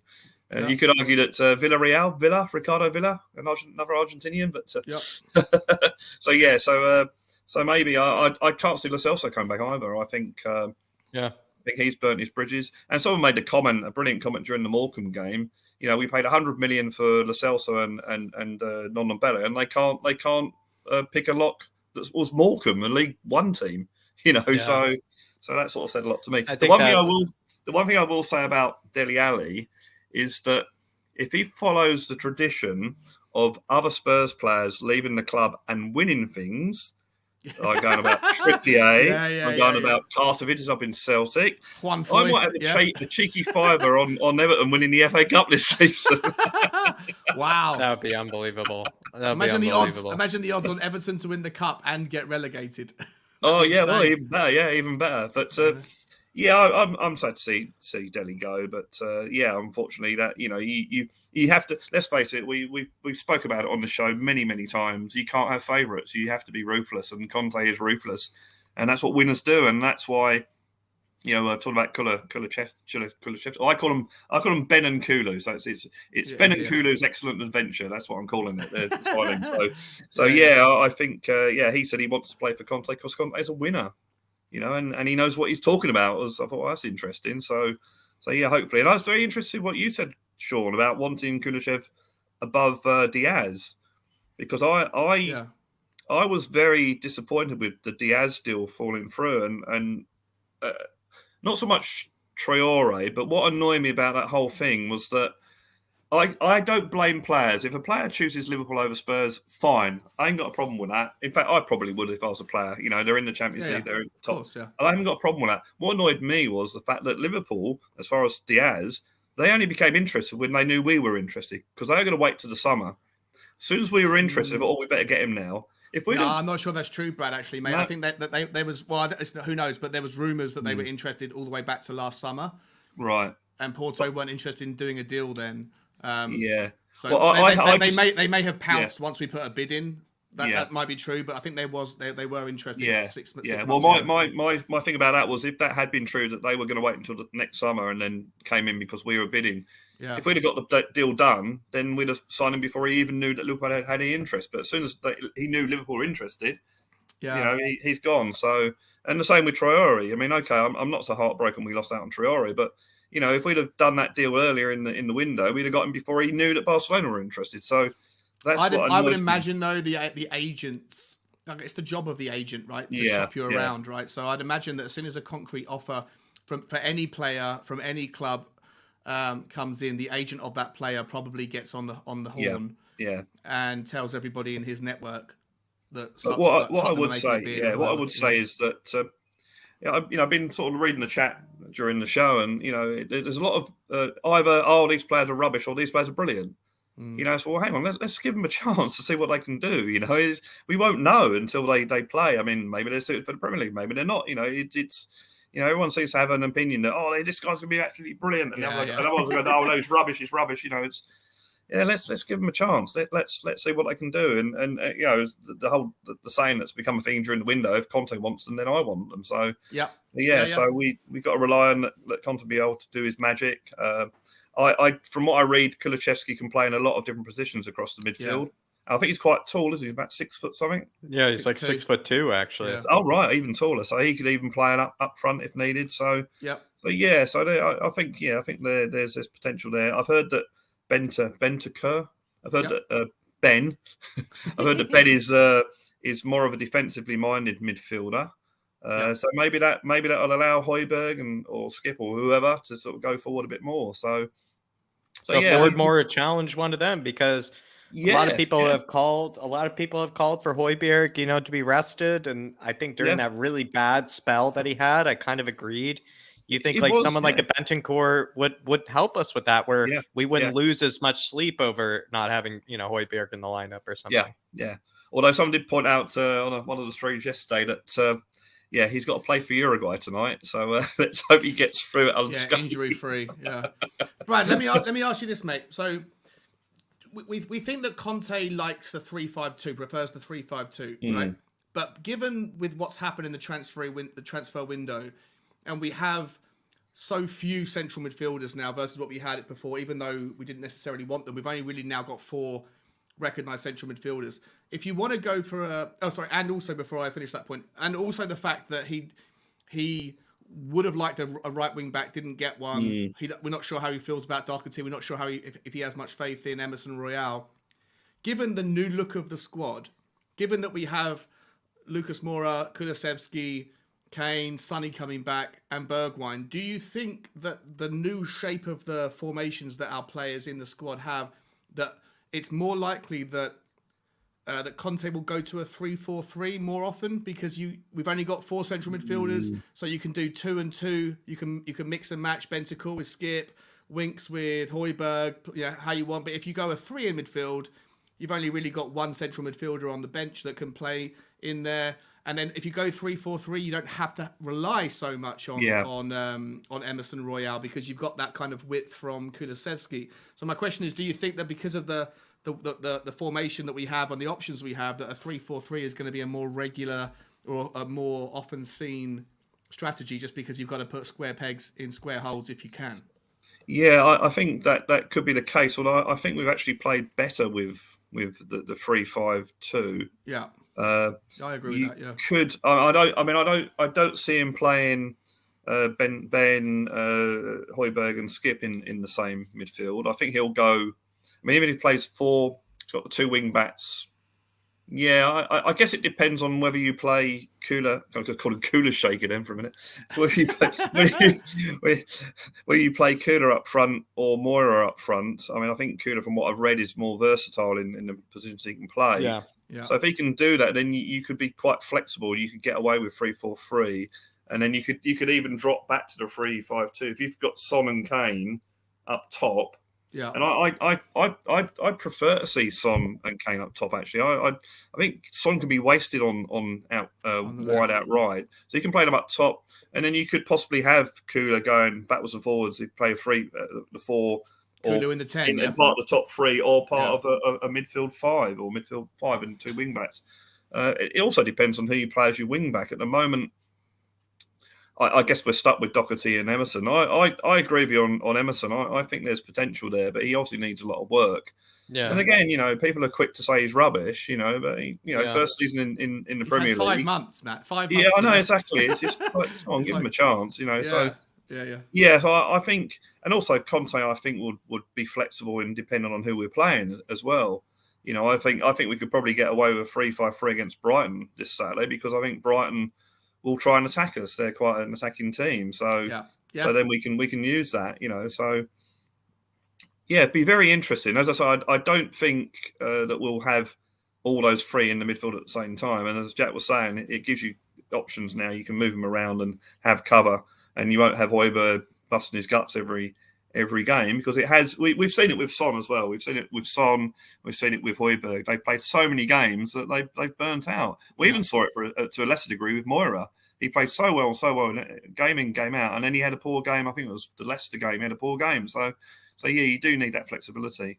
And as far as the squad, sometimes to get a more compact squad is probably better than have loads and loads of players. I forget who made the point that you don't have to worry about, that guy should look after him. Now Conte's got players that he feels will play for him, so he just has to tell them what to do, and they go out and do it. So all 22 are going to get game time, aren't they? There's nobody's going to be left out or frozen out. Exactly. Yeah. And that's what's happening. You had a bench with all these players that you just knew wouldn't get a game. Dele hasn't been brought on. Even when we needed players to come on and do something different, Dele was still on the bench. So he wasn't doing that. So I think he's out the door to players that don't fit in with how he wants to play or their attitude. It looks like we might get some money. And as a gentleman before said, maybe we might be able to just. I mean, that's the good thing about the summer is that hopefully it won't be a case of we got to sell before we can buy type thing. Hopefully we've sorted that out. Even the wage bill is a lot less now. So yeah, and $500,000 a week, Brad. I know, it's crazy, isn't it? Amazing amount of money. Yeah, it's amazing. And the other thing is, of course, that I think from what I've heard, and I think most people have read this, is that this is always going to be a quiet window, and that it's all supposed to happen in the summer. So hopefully that is what will happen. I'm still not entirely satisfied with how we did it in January. I thought we could have done it a lot earlier. But hopefully that's what will happen in the summer, that we will go out. No one knows how much money we have. No one knows what happened with Joe Lewis. I personally don't think Joe Lewis cares two monkeys about Tottenham Hotspur Football Club. I don't even think he knew a transfer window was happening, Brad. Probably not. No, probably not. No, what would have made it? What would have made it an 8 out of 10, a 9 out of 10 for you? All right. Well, I'll tell you about my formula, my famous formula. Oh yeah, that's right. That's right. Actually, it's a bit of fun. It's a bit of fun. Okay, so if you class your ideal window, right, 10 out of 10, your ideal window, 5 players out, 5 players in. Doesn't matter who they are. Let's just call them players. So each player is worth 2. So we got 4 players out. So that's 8 out of 10 for the outgoings. We got 2 players in, but I'm classing Hugo Lloris because I think that is a very important signing because we have to look for a goalkeeper now. So let's say 3 out of the 5 we got in. So that's 6 out of 10. 6 times 8 is 48 out of 100. So I think the window is 4.8. Let's round it up to 5 out of 10. So that's what I think the window's like. Oh wow! Okay. But as I said, it's only a bit of fun. It's only a bit of fun. I'm not being serious. A bit of fun. But well, I thought you were going to say we got 8 out of 10 on the outgoings and a 6 out of 10 on the ingoings. I thought you were going to meet in the middle and call it a 7. No, because when you times fractions, you have to times it. 10 by 10 is 100. Yeah. 6 times 48 out of 100, 48%, 4.8. Yeah. 45. Yeah. Wow. Okay. Well, there you are, Brad. There you are. I mean, for me, what it's kind of a 7. I think I missed it for you. Is it kind of a 7, a 6 for you? How do you feel? Well, the reason I would go with 5, I'm quite pleased with the 2 signings we got. I'm very pleased with the players we've got out the window. Maybe not so happy about Bryan Gil. I think that's a strange one. But I think the only thing that reduces it from a 7 to a 5 for me is the fact that the 2 players that we wanted, the right wing back and the striker, we didn't get. So that is a problem that if Harry Kane gets injured, we're down to Son. Although I know Kula can play as a striker possibly, but you don't want that really. And the right wing back, that's what they wanted. The attacking midfielder, you could argue that Kula's that player.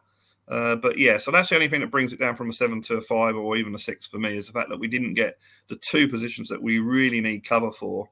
And obviously Conte wasn't happy with the right wing back. So yeah, I think that's the only thing that brings it down to a 5 for me.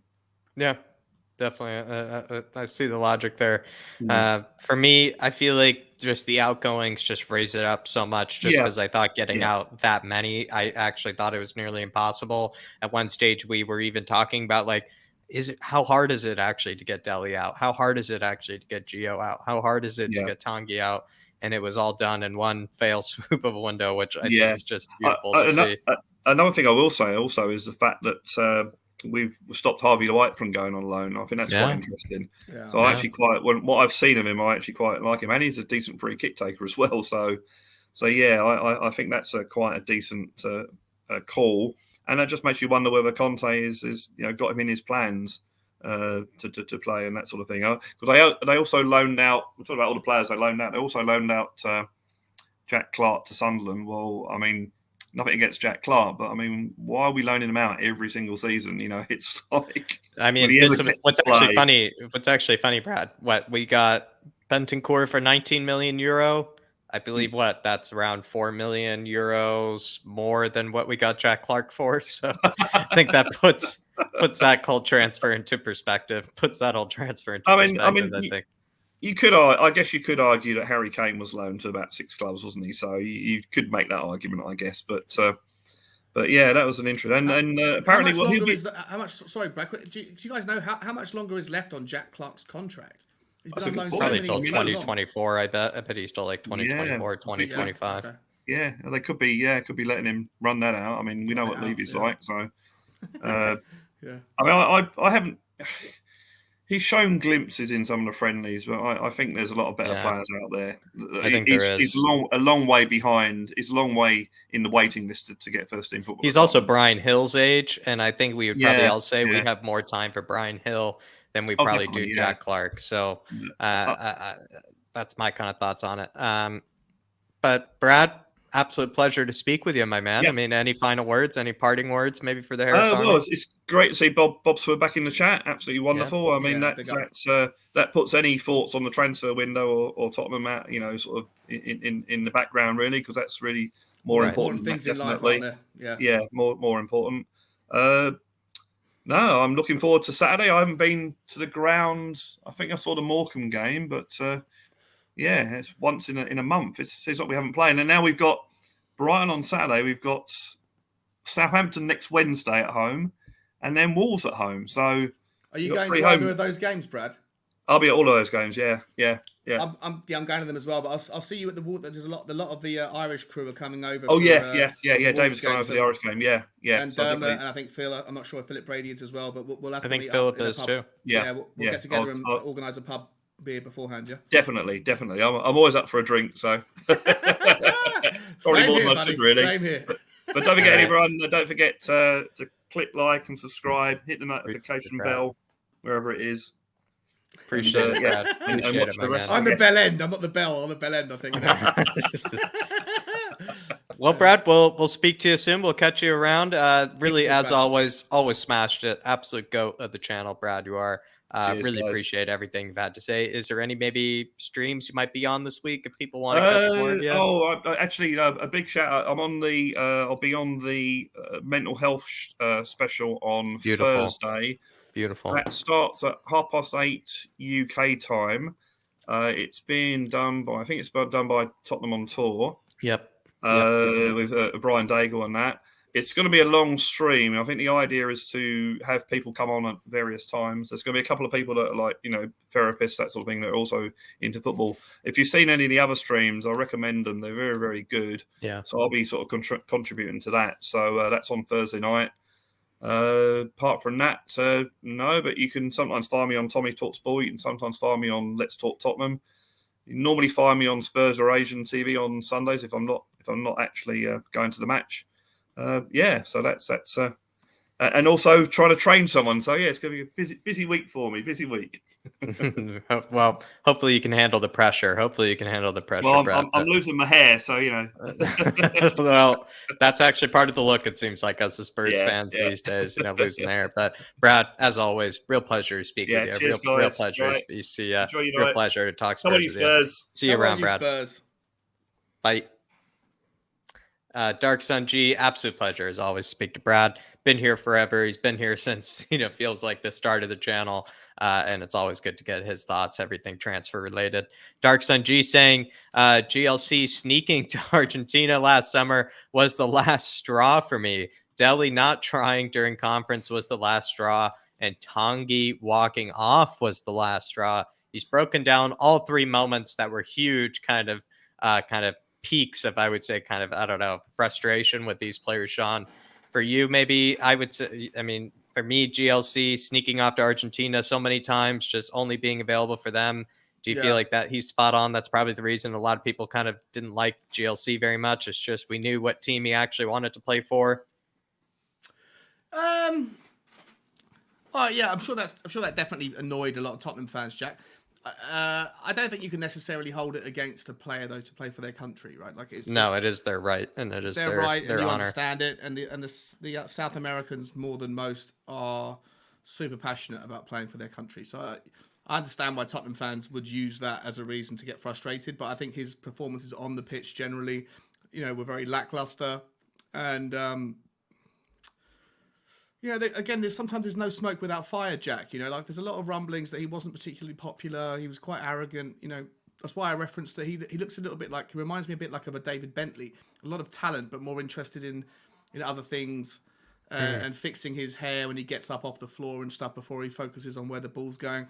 So I think I understand why Tottenham fans would, and I understand Dark Sun G's point that he did prioritise Argentina.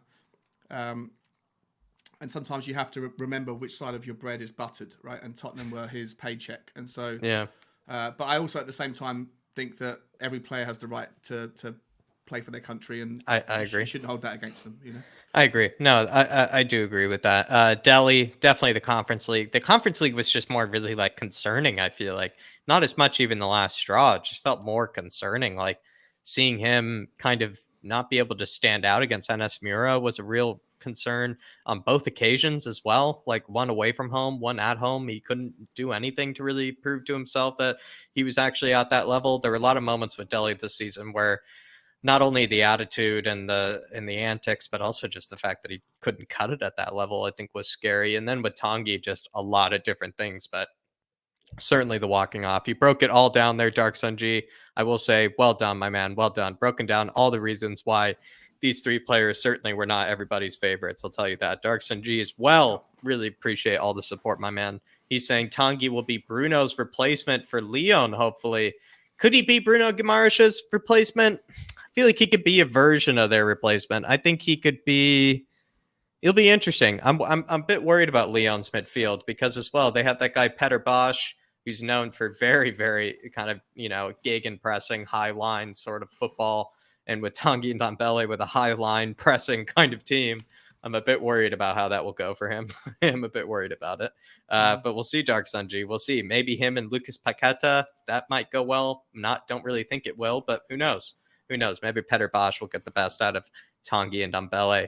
And then Dark Sun G yet again saying our bench will look spicy. Lucas or Kulusevski, Stevie 2, Bentancur, Skip, Pierre Højbjerg, Winks, White, Divine, Scarlett, Galini, Romero or Sanchez, Reggie or Sess, and then Oscar being Doherty as well. I broke this down today, Dark Sun G, and if you want to take a look at it, feel free. On the second channel on Flat Cap Beer Talk, I broke down basically what I think these two signings do, and these signings actually give us a lot more things to kind of play with in terms of the actual squad depth than you think. When you have Bentancur, you can get a lot out of the 3-5-2. You can have more options for the 3-4-3. When we play the 3-4-3 now, it isn't just going to be Højbjerg and Skip. It can now be Skip and Bentancur. It could be Skip and or it can be Bentancur and Højbjerg too. It kind of dices things up. Kulusevski can play in a front two. He can play in the front three.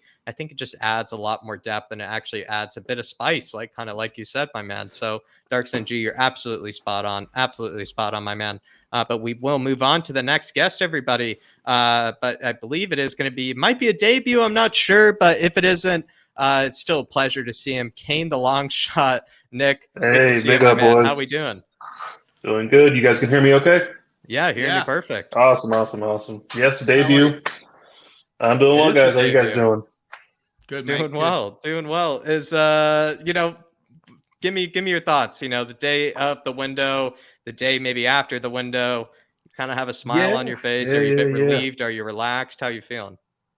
Honestly, I'm pretty positive. I'm actually feeling really positive after this window. It reminds me a lot of Pochettino's first years when they just had to get out all of the players that he did not see in his plans, and they got rid of them.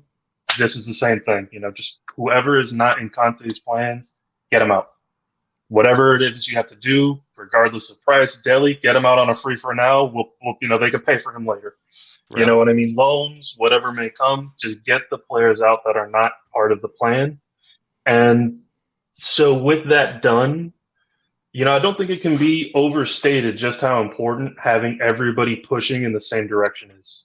Having the locker room all pushing together, part of the coach's visions, part of the coach's idea, and buying all of it, how important that's going to be for our push to top 4.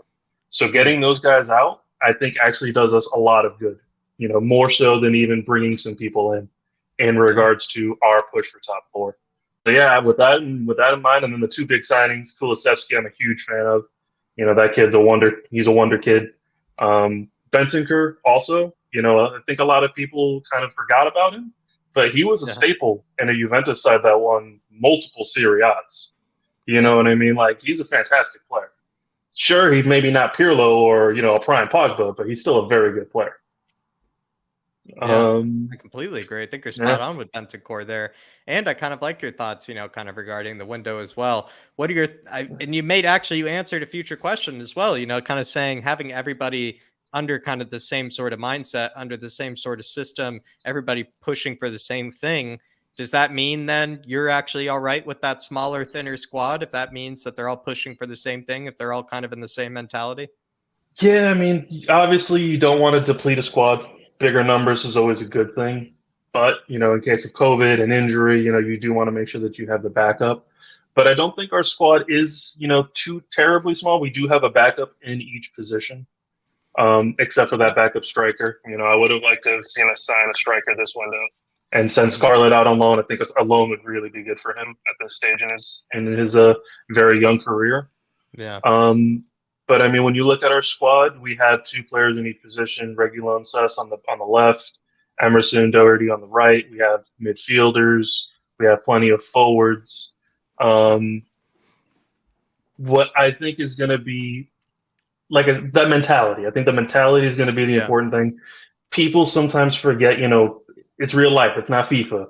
Players aren't just numbers with stats. You know what I mean? Better teams. Like if you look at Man U, you have all these players, and oh my God, they're all so good. But look how fractured that squad is, and all the drama going on there. Right. Obviously some terrible things coming out of that team. Yeah.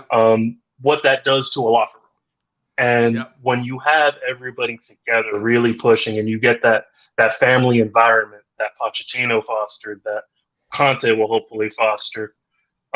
What that means for a player and, really making that push, you will get much better performances out of some of these guys. We've already seen it out of some of the players that we didn't rate at all. Look at Winks, look at Davies, even Doherty had a couple of, oh my God, he actually looked like a player.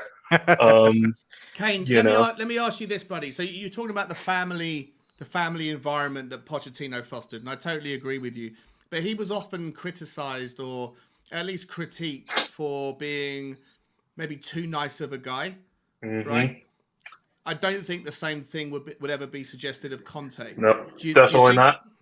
Yeah, so and especially with Paratici.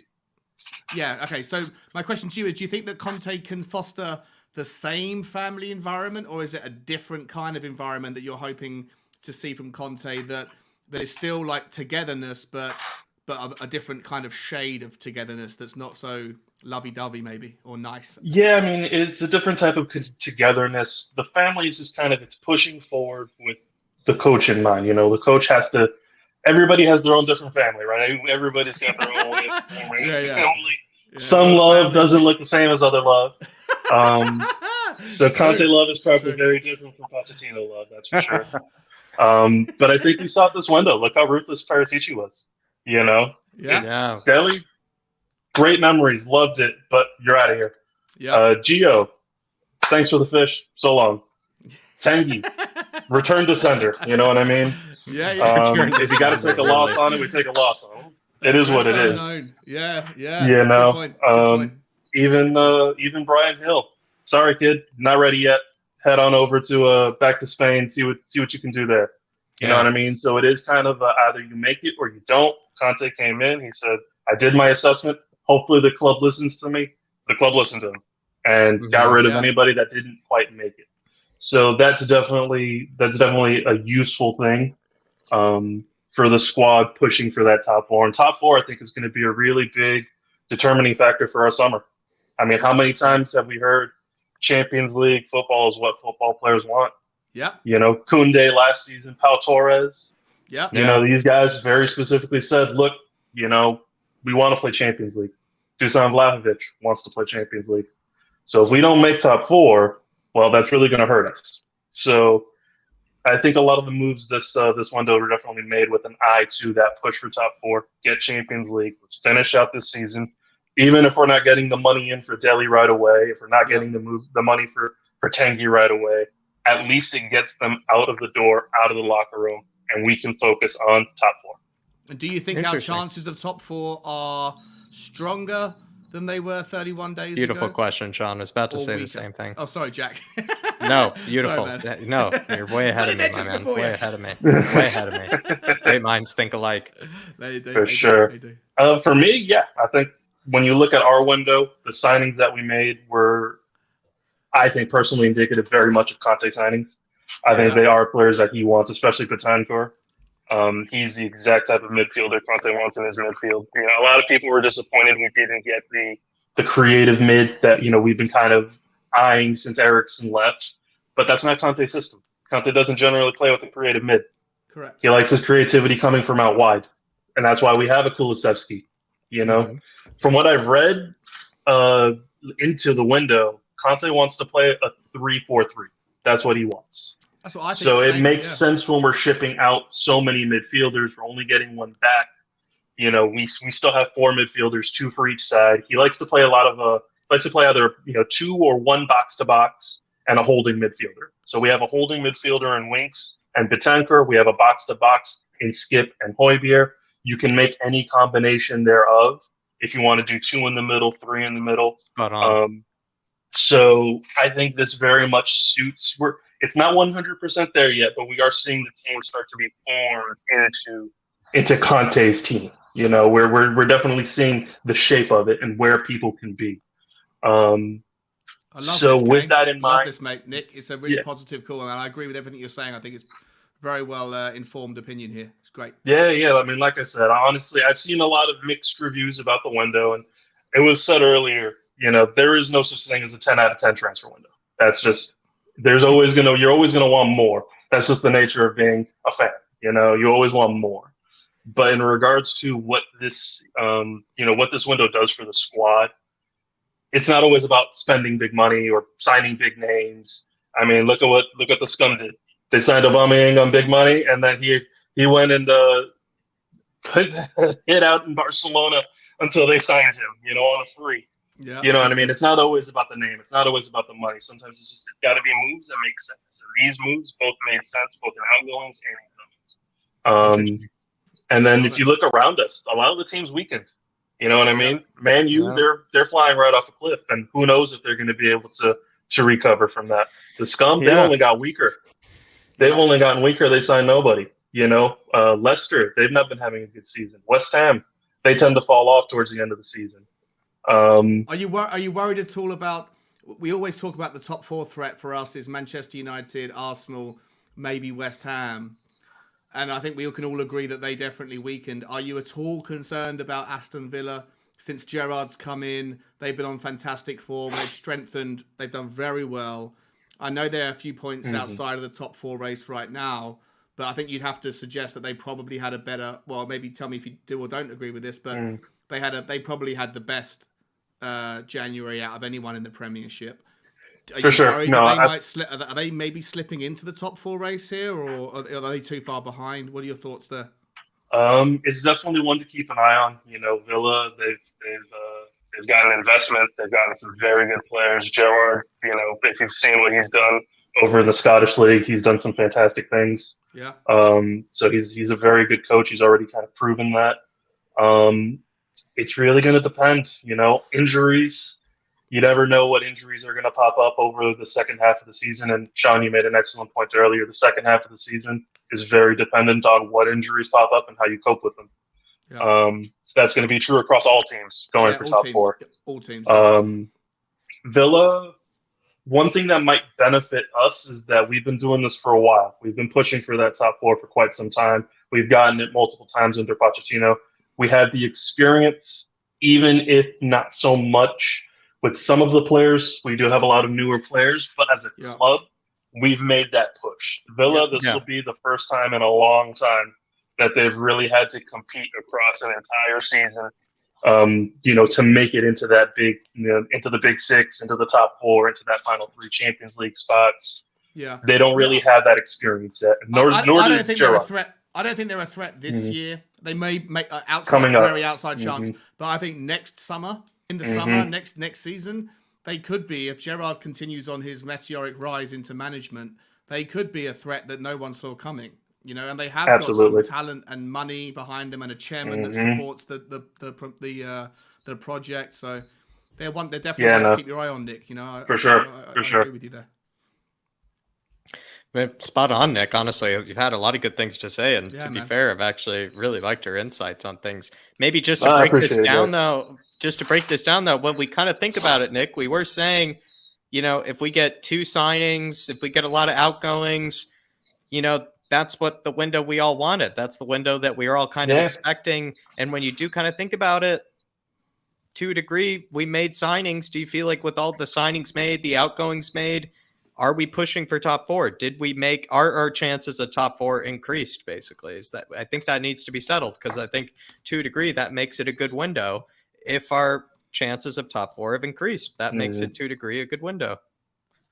You always got to be careful with that, because how many times in the past have we kind of just after a window shut and said, "Oh my God, what a fantastic window!" When we signed Gil, Susso, and Tanganga and Dele, we're just like, "Yes, this is the window. We're spending big." And then after the fact, you look back on it, it's like, "Oh Jesus Christ, what a horrid window that was." So time is going to tell. Time will tell. With Patenka and Kulusevski, the only thing you have to say is, they're not prem proven. So you don't know exactly how long it will take for them to bed in. Some players can come in and they're instantly on it. Some players, it takes a little bit more time. I do personally think both of their styles do fit Premier League football more so, even with Kulusevski, more so than Serie A and Juventus' style of football. I think Kulusevski will really fit well. I do see us making that push. I mean, heck, we were making the push for top 4 even before the window. You know what I mean? We had games in hand. We were just a couple of points off from even third at one point. Yep. I know it's easy to feel really down and negative after, the thrashings that Chelsea gave us. But you have to really put the season into perspective. We have a couple of good games in hand. We're not far off. We haven't been far off from top 4, despite, honestly, one of the roughest starts to a season that we've had. We're still in the race. We had a really rough past couple of months with changing managers, really toxic players, a fractured locker room. Yeah. And despite all of that, we've still never really dropped out of the race. Yeah. So with all that in mind, going into the second half of the season, we've made some key signings. We've got some key players out. We have, one of the best managers in the world. And it looks like the players are buying into his ideas. They're really gelling, and we're starting to see that in performances on the pitch. Yep. Not even necessarily, sometimes we do struggle, sometimes we lose, but even still, you see the ideas there. There's a lot of positives to take. So with all that in mind, I think we have a really good shot for top 4, personally. Nick, let me ask you this one question, bro. So absolutely, put Brighton to one side. That's a cup game. After that, the next 4 league games, if I'm not mistaken, we've got Southampton at home, Wolves, we've got Man City away, and we've got Leeds away, I think, are the next 4 games, right? I think I might be wrong, but I think that's the next 4. How many points do you see Tottenham picking up in those 4 games? I mean, really depends. I'm honest. Obviously, you want to see 12, but I think realistically we could take. We could realistically take 9. Brighton, we play Brighton on Saturday in that league, but Southampton, we should be able to take them to task. Yep. Of them all, Man City is really the toughest one, and heck, we seem to be their boogeyman. So, what I mean? Not so much at their place, though. At home, not so much at their place, but heck, it's Conte. He can do. He might I love surprise this. us, right? I love this, Nick. You know what I mean? Are you calling for 12 points, bro? This is amazing. Let's do it. Why not, man? Undefeated Come for the rest of on! the season. He's like Kuva. He wants the quadruple. He still That's thinks it, the man. quadruple is on. Nah, Nice. let's go undefeated for the rest of the season. Chelsea, who are they? Wow. Wow. Yeah. We love don't it. face them anymore, right? No, but you've Nah. rationalized a lot of this, though. You've rationalized a lot of your kind of optimism, which I do really. I think it's Hey, very big up, tough Chris. to do, and Big up, it's Chris. tough to do as a Spurs fan. And Chris here Yeah. is showing that recognition, saying, "Big up, Yeah, Nick. man. Pleasure seeing you on. It is Oh, a I pleasure. love Chris. seeing Love him on. seeing him. I would say actually, it seems like you go from kind of the fan cam, give your kind of thoughts on a game, and then it seems like all of a sudden we find them popping up on the fan shows. Which I would just say, everybody, do your fan cams, and then you'll get that confidence to come on the fan show. Sean and I don't bite. David and I don't bite. We want all of you guys on. We stay on as long as you guys need us. But also as well, Chris is celebrating 9 months as a member and saying, "Big up, lads. Was the pleasure jumping on with you. And bloody hell, Sean, your laugh is too distracting." With lots of laughy emojis as well. Sorry. So they're Sorry, mate. No, everybody loves Sean's laugh. Sean's laugh is the best. It's infectious. Thanks, man. an infectiously beautiful, evil laugh. I'll tell you That's that. it. Marco Martini That's it. says Conte is not touchy-feely like Poch. He is no nonsense. Mhm. The players trust him because he has been there, done that as a player and as a Mhm. coach. Do you agree with this Yep. here? Nick, do you feel like maybe Conte not so lovey-dovey as maybe Poch was, not so kind of arm around the shoulder, more kind of like a arm around the shoulder sort of coach, but because he trusts you, because he respects you, not because he's your friend or anything. Kind of Yes and no. I mean, if you've seen Conte, he can be a little bit arm around the shoulder. He's a You're right. player's player, You're right. He's a very expression, just full of expressions, full of emotion. You see that in everything that he does. When you see him on the sidelines, when you see him in the press conferences, you know what I mean. He's not somebody that does anything in half measures. It's exactly where you stand with Conte. Yeah. But on the flip side, I think there is a level of respect and a little bit of fear that Pochettino didn't have. Conte's done it. He's been there. He's won it. You know what I mean? Pochettino, as much as we loved him, he didn't have that history behind him either as a player or as a manager coming into Spurs. The players loved him. They jumped through walls for him. But there wasn't the same level of respect and fear that Conte can command. When Conte says, "Hey, you do this," there's no questions. You do it. Yeah. Why? Because he says so. And if you don't, then you're out. That's that. Spot on. Maybe hence the outgoings then, right? With all the outgoings, like they just weren't man. doing what they were told. They weren't doing what Conte wanted them to do. He wasn't. Bro, comfortable Gio using was them. Gio was out for how long? Came back for 2 games and he wasn't doing it. All right, bye. You're out of here. Yeah. You know what I mean? Gio was Tanguy never injured. had They gave him a injuries. couple He was chances. always available. Nope. Tanguy, he can run laps around the McDonald's, pick up a Royale with cheese on his way out. You know what I mean? That's it. There's no more Royale games. with cheese. Yeah. Yeah, an Emerson Royale with cheese. Speaking of Emerson Royale, man, that's one thing that people are ragging on this kid. He's young. He's very young, and I will say, for as young as he is, this is why I'm not too upset that we didn't sign a wingback. Emerson, obviously, going forward, is dire, but defensively, he is quite exceptional. I can't recall in the time that we've had him a single time where he's made a mistake that I can say, "Wow, that cost us a goal right there." Palace, you look at Tanganga over the last 2 games. In his debut, and I'm not criticizing him for it. Actually, you know what? Actually, at the time, I did criticize him heavily for it, which I now reflect on that was inappropriate. But against Palace, when he had... that was his first game. I do remember that one. Wilfried Zaha. That was Zaha. I actually thought he did quite well against Zaha, actually, for the majority of that game, considering 10 men on the pitch. Yeah. I was outrageously debut. Yeah. I kind of thought he did quite well. But go on, Nick. One out. Yeah, I wrote that one out. Emerson maybe been kind of a bit too harshly treated. I mean, you're singing to the choir here, my man. I mean, look, like I said, I know offensively he just doesn't. He's not what we want as a wingback, especially in a Conte system. You have to have really aggressive wingbacks. Yeah. They're what pin the defenders back, which allow the team to move forward. As a system, I get it, but I don't think Emerson's the type of player that will also cost you a game either.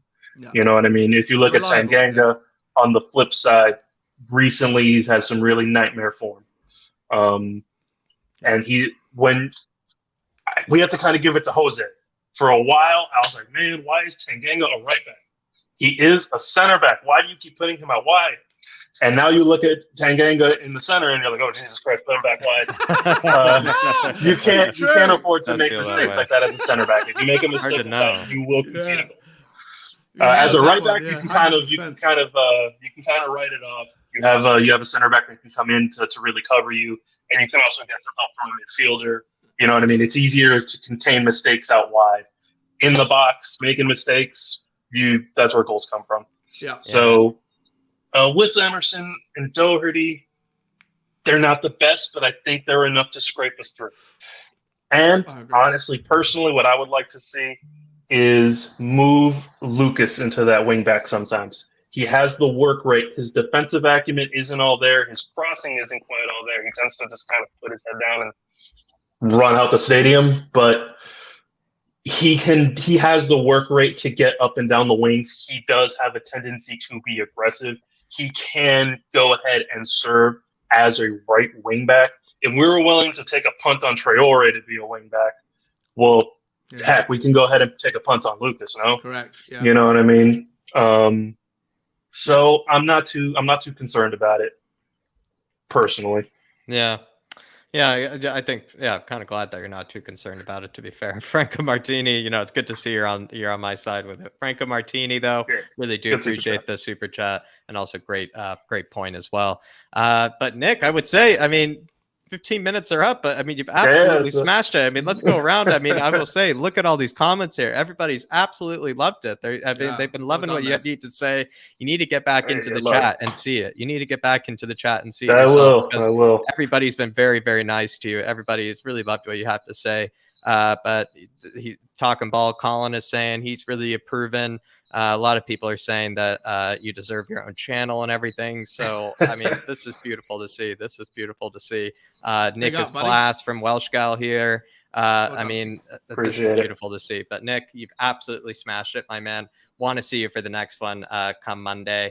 But any maybe final parting words maybe for the Harris Army? Look, parting words is Jack, Dave, Sean here, everybody that comes on this channel. You guys are the best. You guys put in so much for this community. So all I can do is thank you. Anybody watching, please like, subscribe, do the whole thing. Spurs Talk Show for Sean, Flat Cap, Euro Talk for Jack over here. The Irish Hotspur. Obviously, you're here. Hit that like and subscribe if you haven't already. These guys are awesome. The work that they do, the content that they put out every day almost, it's incredible. So, and giving a platform to fans like me to come on and to express our views. You won't find a better platform. Personally, I'm not on as often just because I am on the East Coast, in the US. Yeah. So timing wise, it's a little bit tricky for me. Most of the time when these streams are on, I'm at work. So today I work from home. So everything worked out. I don't need to make dinner. I don't need to work or get home. So it's like the stars aligned for me to come on. But I do try and make myself, seen. I'm always in the chat. I'm always supporting. Across a myriad of Spurs channels. But I just want to say, everybody, this is where you'll find me. This is where you'll find the best Spurs content across all these guys. So please like, subscribe. Wow. Nick, way too kind, my man. Way too kind. And you've absolutely smashed it. And I can tell there are a lot of people that'll be looking forward to seeing you next time. I'll tell you that. Cheers, guys. Come on, you Spurs. Let's keep doing it. Undefeated for the rest of the season. There you go. We'll be seeing you next time. Well done, Nick, my man. Later, guys. Have a good one. I'll be back. I'll be in the chat. We'll be catching you. We'll be catching you. Honestly, class job by Nick there. Absolutely class. What a debut. There are a lot of beautiful debuts. I'll tell you that. Sometimes some people have had, I swear, some of their best performances on the debut. I hope Kulusevski is taking a leaf out of Nick's book really. Honestly. Well done to you, Nick. Well done to you. And Kane the long shot, absolute legend. Good to put a beautiful face to a beautiful name. Just good to see, some people in the chat who have always been goats of the chat, people that have, always been there, the real regulars of the chat coming out onto the fan show. It's glorious to see. It's glorious to see Dark Sun G in here with a big super chat. Really appreciate Dark Sun G. Going crazy today, my man. He's saying, with our signings and Romero and Son returning, I'm confident we can beat City or at least get a draw at home. Conte will, I think it's away from home. That's though, away. For this Yeah, one. that's yeah. That's the Etihad, Get a draw. Conte will hopefully outplay Pep. Wolves will be tough with Wong. Leads away, revenge incoming. Lots to break down here. I feel like Romero and Son are 2 signings. They will feel like 2 signings. Dark Sun G. We've had a few games now without Sonny. We're starting to see kind of the hurt with that. We're starting to see kind of what that means, being without Sonny. It really does make things a lot more complicated for Harry Kane. That means they can focus on him as the danger man. Whereas when you have Harry Kane and Son, it's just a dynamic duo that's just really hard to reckon with. We're starting to see as well, I feel like with Romero coming back, we'll see maybe, was Sanchez all that good in the first place, or just, somebody that can also fill in for Eric Dyer in the center of the back 3. Let's say Eric Dyer gets hurt again. Romero can fill in there. Romero can also challenge, the likes of Sanchez for that right-sided center back position. Romero will feel like a new signing. When you do think about it, it feels like the fully fit squad, no injuries, Dark Sun G. I kind of like the looks of this squad, at least for the rest of the season. I like it. Wolves, I completely agree. Really tough team. I really liked Bruno Lage's football kind of this season, to be honest. Like, I actually feel like they play really smart, pragmatic football and actually not as defensive as it was under Nuno. Even though the stats would look like it's been kind of similarly defensive like Nuno, I think it's been a bit different. I've really liked what they're doing over there. Hwang Hee-chan has looked great. Jimenez is still doing okay. I really do like the looks of their team. And then City, I know that's always going to be tough.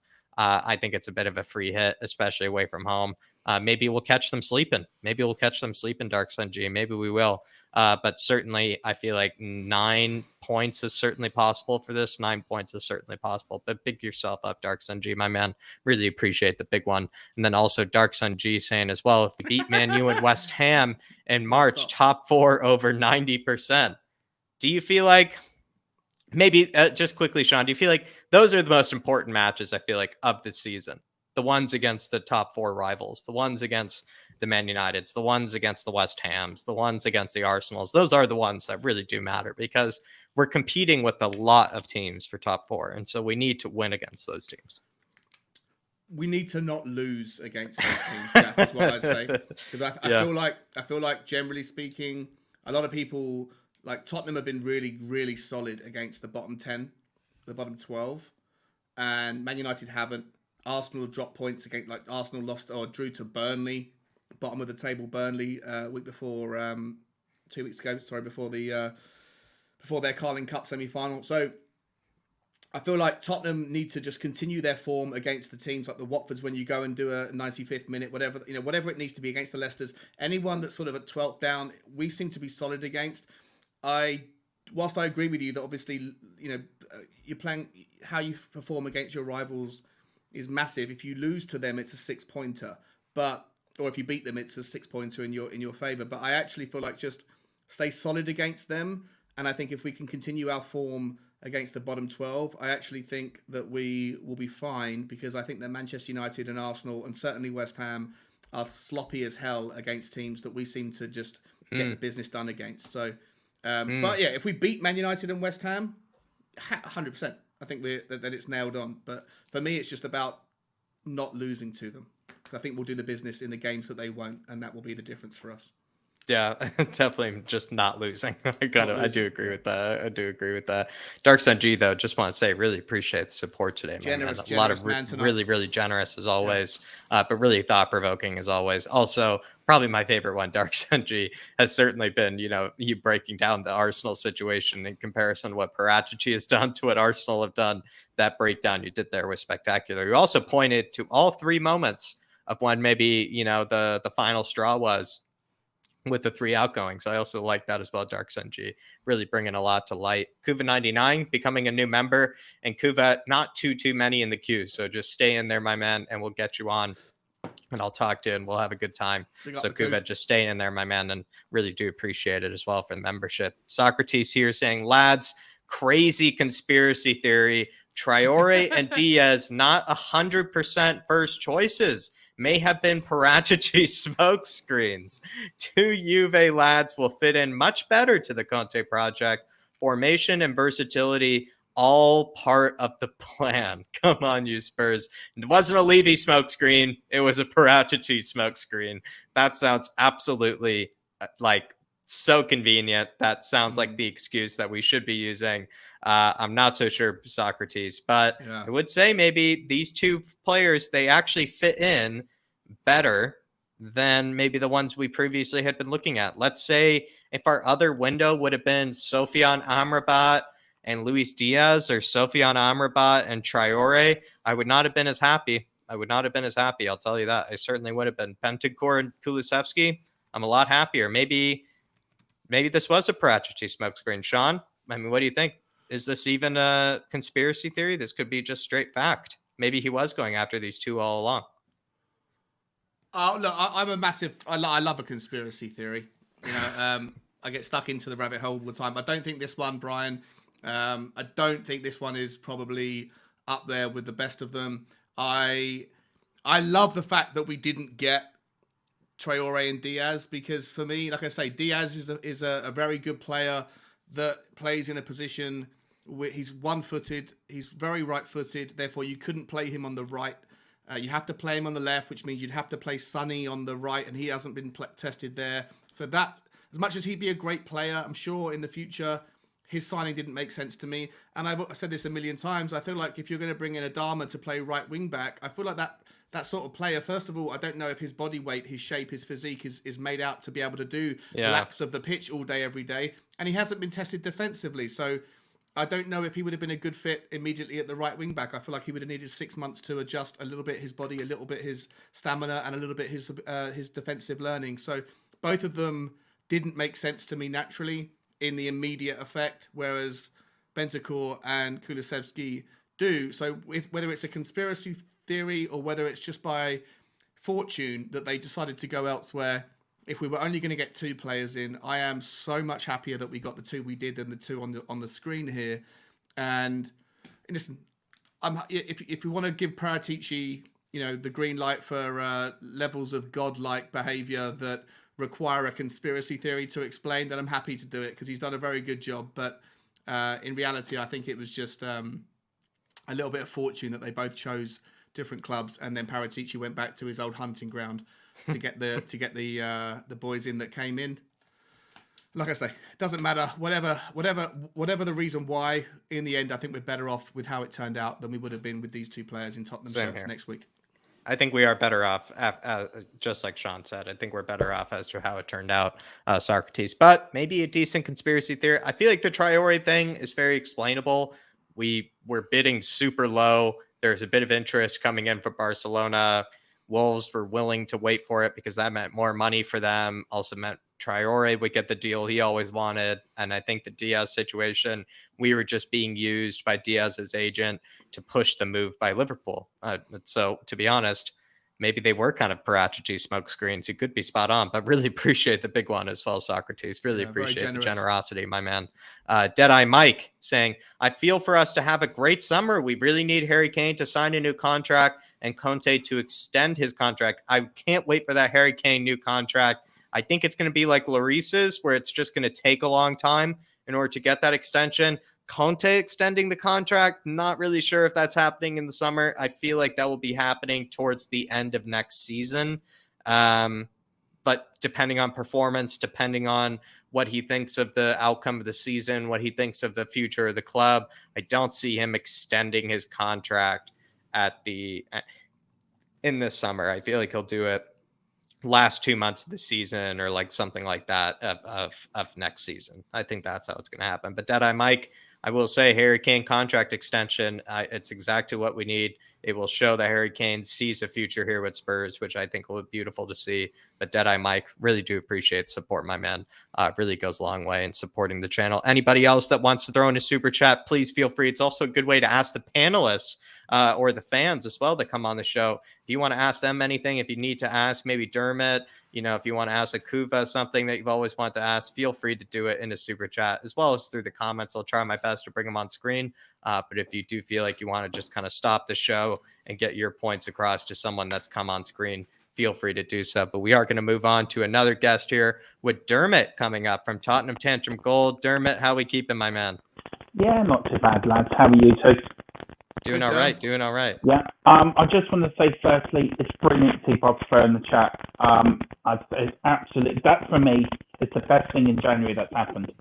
Better than any transfer window, better than any player coming into Spurs team. That man in the chat for me is the best thing that happened this window. So I just want to say, and if you're still watching, get better, Bob, because we can't wait to see you back on YouTube soon, man. He's made a beautiful comeback, Dermot, and he's made the comeback of a warrior. It's also good to see him coming back, not only saying hello, but also giving his footballing opinions on what's going on around Spurs as well. It's just beautiful to see. I'm very, very happy to see Bob Spur back. Just want to say quickly, Dermot, is there maybe something maybe you can connect or reconnect, because it kind of feels like it's a bit kind of scratchy, I think, with the microphone. Hang on, Give your mic a little wiggle, see if it's got a better connection. It's actually one of the Bluetooth ones. Give me 2 seconds, I'll change it anyway. No, we'll just get to a super chat here, and we'll let you back in, Dermot. Don't you worry. Franco Martini in here saying, to me, Traore not coming is what makes this a successful window. I won't feel let down every time he gets to 1v1 situations with a goalkeeper and skies it. Do you feel like, are you happy we didn't sign Traore, actually, Sean? Like, when that didn't happen, when he went to Barcelona, were you kind of celebrating, the fact that he didn't go to Spurs? No, I wasn't celebrating, mate. Look, as I've said a few times now, a few hundred times, I don't think he was a good fit for the right wing-back role, but I did think he would be a good option. I did think he would be powerful. He'd be able to draw players out, give our more quality players more space on the ball, and he's always exciting to watch. So, I'd rather him be on my team than playing against me, but for 20 million, listen, when it was agreed, when it was happening, I was happy. I still didn't know how he was going to fit in. Am I delighted he's not coming? I don't know how to feel about it. Like, if there was another 20 million available, then I'd still like him in a Tottenham shirt. It's not going to happen now, but I would have liked him, but not in the right wing-back role. I think he would have created more problems than he would have solved because of his defensive inadequacies. And also, I don't know if you could play the guy for 90 minutes in that position, as I've already mentioned, whose stamina I don't think will be able to handle it because of his body shape. But I would have happily had him in, but I'm not that bothered that he's not here, if that makes sense.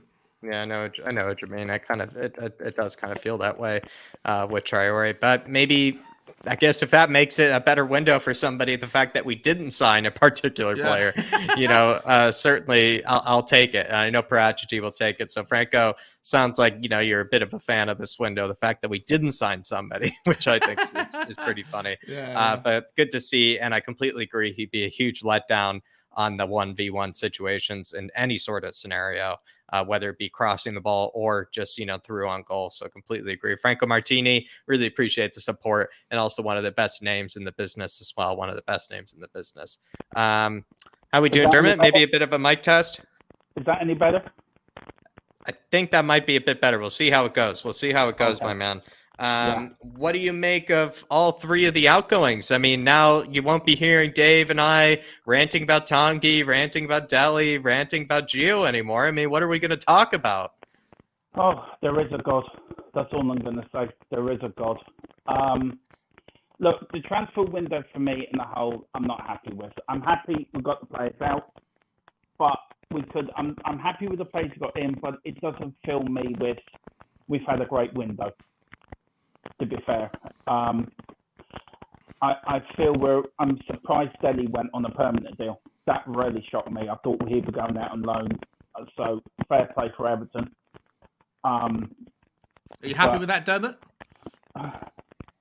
It's sad in a way because it's sad how he's gone the way he's went. He had so much potential. So good luck to him. If he makes it at Everton, then all the best to him. But do you know what I mean?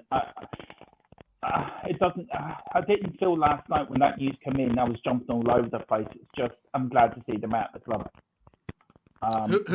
Who are you most happy to have seen this let go of? Gio, to be fair. Interesting. Okay. I've given up on Dele and Tonga a long time ago.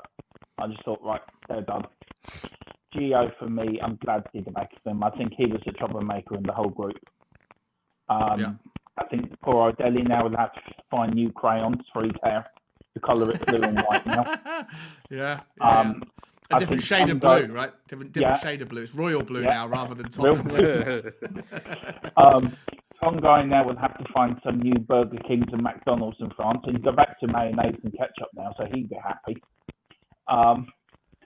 But yeah, it was just a bit. I think I feel a bit lackluster, if you know what I mean, with the whole window. I think again. I mean, this is my opinion.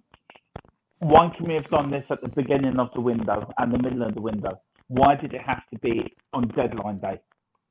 Suddenly, everything happened on the last day of the window. Yeah. Why can that not happen on the first, say, few weeks? So give the new players time on contact and training. Give them, we've had this international break. If we got them in at the beginning of the window, they could have been in with the squad now, who's left, and training with the team. I know one of them's in Uruguay in South America. Yeah. So it would have given them time to integrate in the team. But yeah, it's just feel a bit lackluster. But I'm glad. I feel like the kind of early window, late window. And whilst I understand it, I do think that, and I've said it a few hundred times again, that I feel like there's this. It's just the reality of a 31. And for what it's worth, I don't think the January window's fit for purpose. I think that they should get rid of it. And I agree with you. I actually agree with you on that, Sean. I don't agree with you on much things, Sean, but I agree with you on that one. That's okay. But I think that just the fact that it's as much as everyone would love to be able to get stuff done early, it's just a difficult window to get stuff done anyway at any point. Yeah. And it's the Mexican standoff analogy. I've used it a few times. Yeah. It just everyone, no one wants to shit before before someone else does, and so it's but, yeah. Who knows? Who knows what happens? Who knows? But to be fair, if Levy thinks this gets them off the hook, it doesn't. It really doesn't. Let me ask you a question about Daniel Levy, because I avoided asking it today for everyone else, but I'll ask you. When it comes to things like Dele Alli signing on free transfers with potential add-ons and all that stuff, that doesn't sound like a Daniel Levy type of deal, right? So I hope you'd agree with that. Like, Daniel Levy would never normally do that. So it smells to me as though Daniel Levy, for maybe the first time ever, has said, all right, all the things that every one of the team Levy out would have always wanted, which is, outside of leave the club altogether, whilst we have you, do the honourable thing and let someone who knows football deal with the football side. And I think that this window, with at least the outgoings, it smells to me like maybe he's done that. Maybe he has said, okay, Paratici, you figure it out. And Paratici maybe is the one who's organised the Levy, the Dele deal, the Tangy deal, the Lo Celso deal, the Hill deal. If that's true, does that make you slightly more comfortable? I'm not saying that I'm not asking you to forgive Daniel Levy or change your mindset on him, but are you happier if there's any truth to the idea that Daniel Levy is taking his hands off of the football-related negotiations to some degree? If anyone thinks that Daniel Levy is taking his hands off the teller, say the football side of it for the transfers, I would say no. I would say you're smoking something funny, because there is nothing in that. No, I mean, you and me agree on a lot of things, Sean. Yeah. No, I know. Yeah. And I have to say, Sean is one of the nicest people you'll ever wish to meet. We can have a good debate, and it's a fair debate. It's very fair and it's very honest. if anyone thinks that Levy has not been involved in any of them 3 transfers, you're very much wrong. That man would never know how to take his hands off that side. Okay. Nothing happens without that club without his say-so. Okay. I think it's a very weird one with Dele.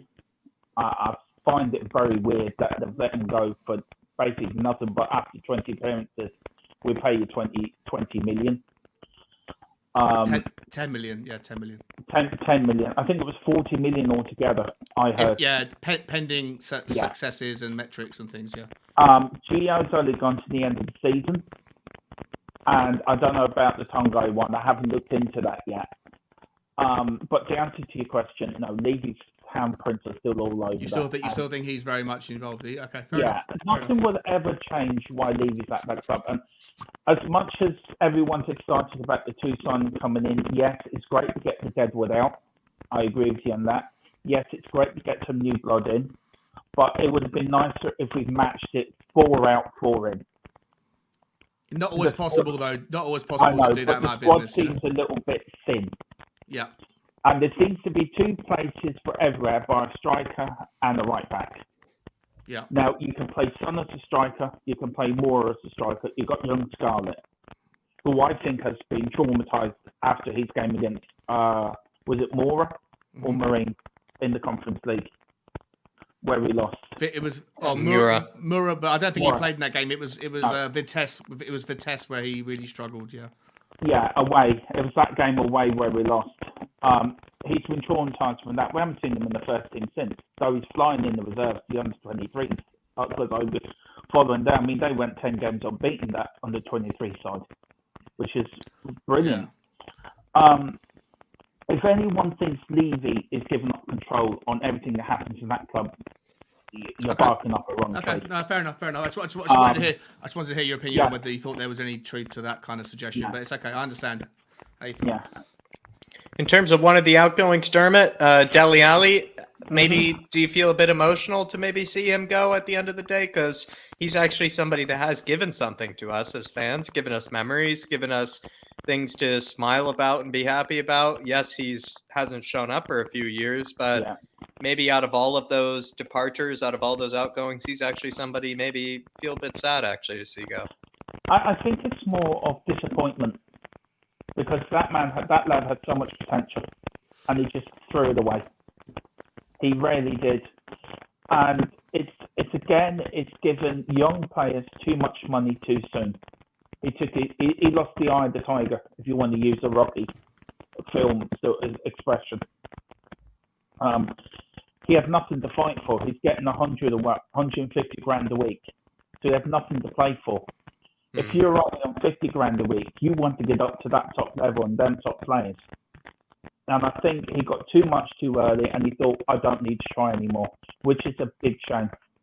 Because that lad had bags of talent. And yeah, he did show us a lot of good stuff in the early years at Tottenham. He really did. Some of the goals, will always be remembered. Some of his games will always be remembered. But you cannot forgive him for the way he's been for the last 2 years, especially this season with TikTok when we were losing 1 game, not trying against the minnows in the Conference League. He had 1 or 2 good games on the Mourinho. It says it all in the documentary. Mourinho telling him, your football career is short. If you don't play, it will pass you by as quickly. And he didn't take that advice. Yeah. We see him in there smirking and laughing. I would give my IT to be a professional footballer. So would you, Jack. So would you, Sean. Anyone would in this chat. And it's a shame. It really is a damn shame. Yeah. I think you're spot on there. Jose had a lot of really good quotes about Dele, actually, to be honest. He had a lot of really good quotes about Dele that I think have all run, really quite true, to be fair. And I think, I don't know, Dermot. I think it's really unfortunate to see. But maybe, what are your thoughts on the squad being thinner, maybe, Dermot? Are you happy the squad is thinner? Do you think it's actually better for us, or do you think it'll be a problem? I think we've got a squad that wants to pull in the same direction. And I think that's a bonus. We've got a squad that wants to fight for Conte. And maybe we'll have a squad that will play for the shirt again. Because that's one thing they have not been doing, is playing for that shirt, that badge for the cockerel. And I think if a player will give 110% on that pitch, win, lose or draw, I won't complain. If I know they've put in 110 shift and they've fought for every ball, I will not complain. So the only thing worries me if we get some injuries. What do we do then? We could bring in the youth, some of the younger players. So maybe it's a chance for them. Yeah. It's just a wait and see. I mean, we've got some good games coming up. We should beat Brighton. We should beat Southampton. I'm going to the Wolves game, so hopefully we'll win that. And then I know we've got Man United away, Man City away, Liverpool away. So we've only got 3 away games that are really tough. The rest of them we should actually quite comfortably get points out of. So I think if we can avoid injuries and avoid suspensions, I think we're in pretty good shape. Yeah. Yeah, you are. But it is Spurs, isn't it? When's the next pitfall coming? You're always waiting for the next pitfall to come. Dermot, let me ask you a question that we haven't actually asked anybody else tonight. Mm-hmm. Jack's asked a few people, who do we hate on now? Now that the 3 boogeymen are gone, right? Lo Celso's no longer there, and Dele's no longer there. Dele Alli's gone permanently. Mm-hmm. For the next 6 months at least, we all know fans of football, not just Tottenham fans, but anyone who's passionate about anything, when things don't go perfectly well, they look to blame something. And I know that a lot of the mud goes to the top of the hierarchy structure in Daniel Levy, but on the pitch, we always need to have somebody to moan about. Who's going to take the spot? Who's going to get the heat that would usually have gone to Ndombele or to Lo Celso? Is it going to be Winksy? Is it going to be Emerson Royale? Who's going to take the heat? Right, I had this question on last night on my stream from a certain gentleman who I very totally told him what I thought of him. No, don't worry, don't tell me. No, it wasn't you. I'm gonna, as long as the team give 110%, I won't be criticising anybody. It was because them players weren't given 110%. It wasn't because I didn't like them. It wasn't because of whatever. It was because they didn't give 110% on that pitch for my team. It's like any walk of life. You go into any job, you don't give 110% to your job, you're going to get criticised. It's like if Jack didn't give 110% for Jack was stats for Jack was stats. He wouldn't feel. You know what I mean? People would say, Jack, you're not doing your job right, or like you. Satisfied, yeah. So as long as they give 110%, I will be happy. If they don't give 110%, like every other football fan, Tottenham fan, we will get on their back. Because it should be a privilege to play for Tottenham. Not just there for the money. It should be a privilege and an honour to pull on the lily white shirt. If nobody can give 110% going onto that pitch, then they shouldn't be there. So Gio, Tanganga and Dele are yardstick to what will happen if you don't give 110%. It's not that we were picking on them because we wanted to pick on them. We're picking on them because they weren't given their all for the team. And that's what it boils down to. And as a fan, if the whole team give 110% and we lose 4-0, but they've given their blood, sweat and tears out there, you can't criticise that. Yeah. If they go down like a bunch of old women, then you're right to criticise. So that's sort of. I hope that gives you your answer, Sean, to your question. Yeah. Yeah, I mean, to be honest, I think it's a really good question, actually, from Sean. For me, who will be the scapegoat? It's tough. I mean, it's a small squad now. I think that's also the benefits of a small squad. I think it's going to be Winksy. I think it could probably be Winks. Winksy's going to be sucked back into the... Because he got a lot of shit thrown at him for a long time anyway, so I think he'll be the one that gets sucked back down. Yeah. But if they all give 110%, Sean, so even Winks says, would you still criticise them? No, but people are always going to criticize. If we lose a game, people are always going to criticize somebody. And I'm speculating. I'd say probably Winksy. I think it's time we need to start. I think it's time when all Spurs fans need to get together and stand shoulder to shoulder. Yeah, dream world maybe. It doesn't happen, man. There's people are always going to criticize something, And I think it's like, you got to pick a poison, I guess. Yeah, but me personally, if the team give 100, if them players give 110% on the pitch, how can you criticize them? No, I agree. If they get blood, sweat, and tears, you can't criticize that. I think it's time. I think it's time that we need to get behind the team. The Levy out thing, I think, that needs to be kept going. But also, we need to get behind the team, because when we're all behind Tottenham Hotspur, the team, we can go places. We can make that stadium a fortress again. Beautifully said. Beautifully said. I think that Levy out does have to go on. I think it does have. We have to keep him on his toes, because if we don't keep him on his toes, then he thinks he can relax. We have to keep him on his toes. But also, on the flip side of that, we have to get behind the team, because we could have the start of something beautiful here. And if we don't get behind the team and get the team 110% and show them what it is to mean Tottenham Hotspur means to us, the fans, then the players that will rev onto the place thinking, okay, it means something for us. It means something to them, so we need to give them 110%. Get the echo of Bill Nick back into the stadium again, into the team. Get the echoes of Arthur Rowe, Dave Mackay, Steve Perryman, Glenn Hoddle, Ricky Villa, Ozzy Adidas. Get that spirit, that Tottenham way DNA back into the team. But also keep Levy outgoing and on his toes, because we have to keep pressure on him for him to put money into the team. Because if we take one off, the other will stop, and then Conte will walk. So we have to run them side by side and keep pressure on it all the time, because if we do the Conte way, we will win things. If Conte walks, it'll be another long time before we win anything again.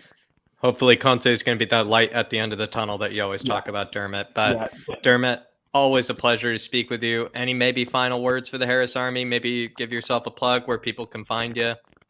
Final thoughts. We will rise again. Tottenham Hotspur will come again. There's no doubt in my mind that we will rise up. We will win cups. We will win trophies. It's a privilege to support this team.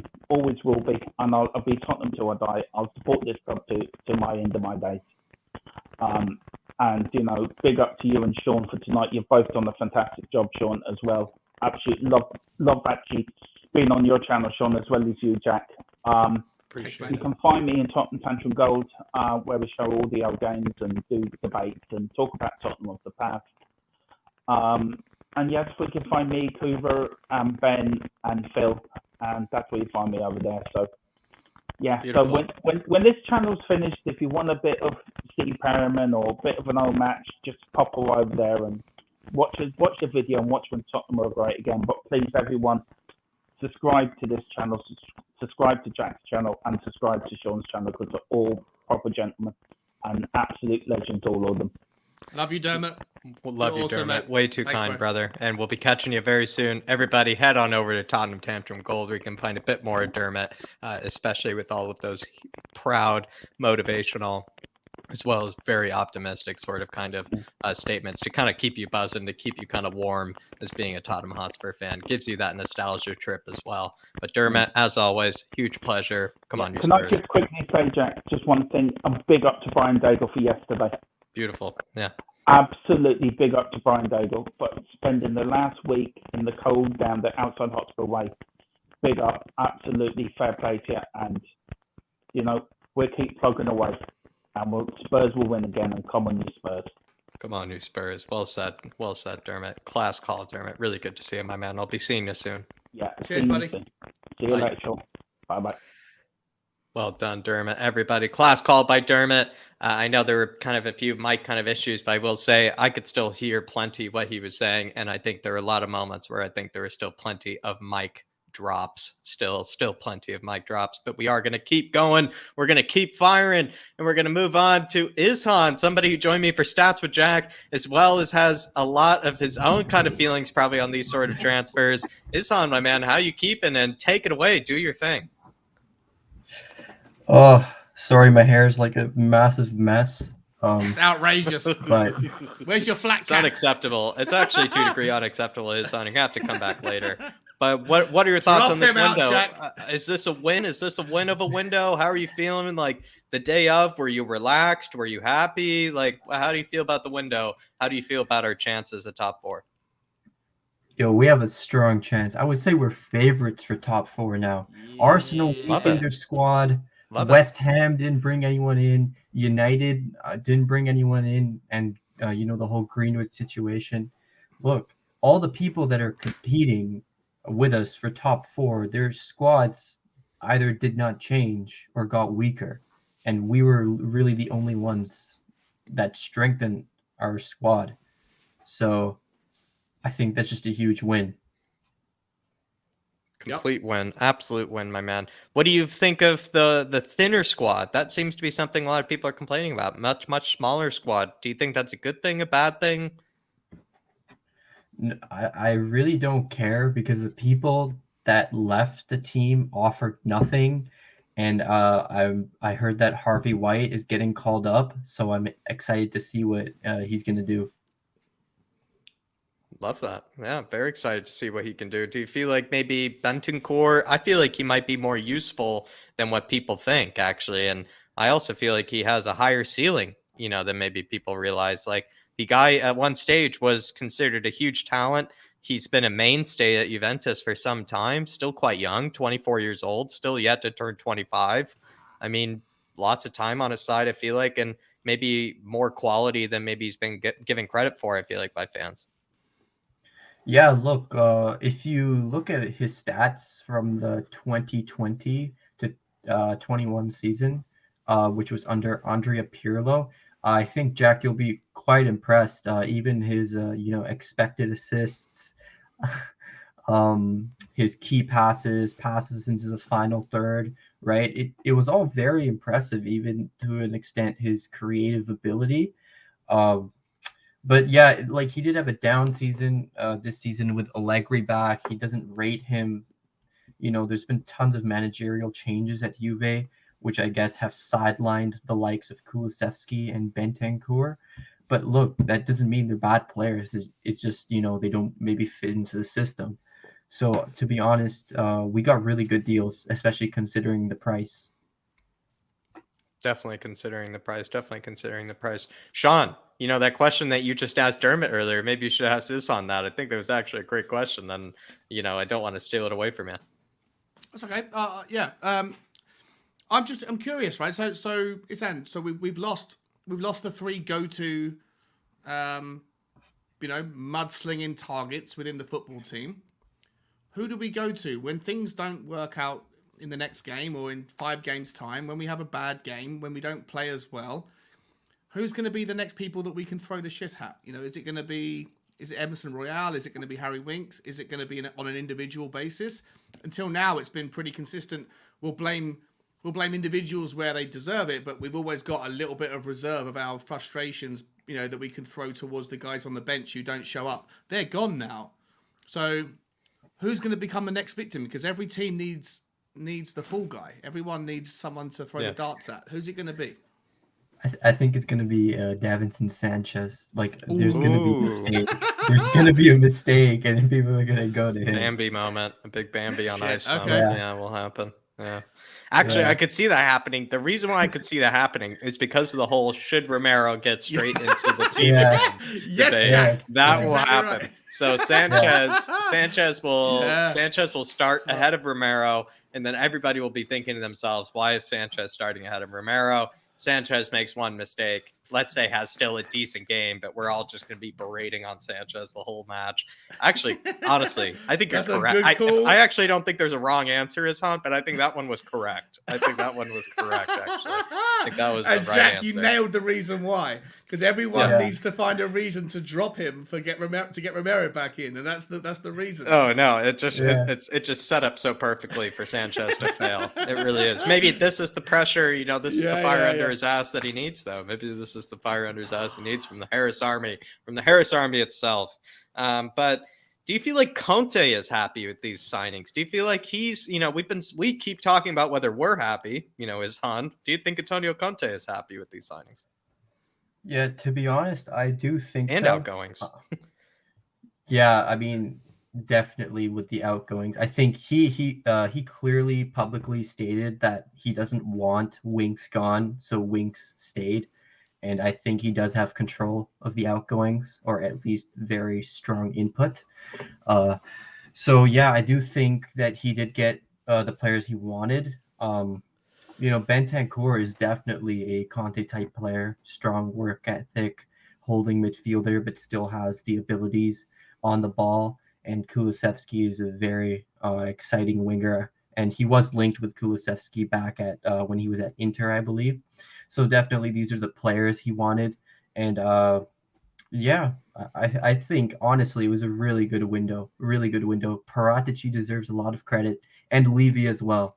If we're gonna criticize Levy, we have to praise him as well for thank you, Isan. getting the Deadwood gone. I have avoided raising that point ever since the window, like the last few days. I haven't made it very often. I've made it maybe once or twice, like on a couple of channels, but I'm glad you can only flash a card so many times, Sean. You can only flash a card so many times, so use it sparingly. No, I know, but it's a really big point. If you're going to criticize him for everything that's bad, you should praise him for things that are good. Yeah, 100%. And this has been one of those moments where, like reasonable minds should have reasonable opinions, I think. Isn't the reasoning for it, maybe, I don't want to take words out of your mouth, Hassan, but if I'm going to speculate, kind of the reason you guys think he maybe does deserve a bit of credit is because Paratici has given a lot of outgoings that maybe Levy before would not have said yes to when you kind of think about it. So it potentially Levy is giving a bit of license, a bit of, I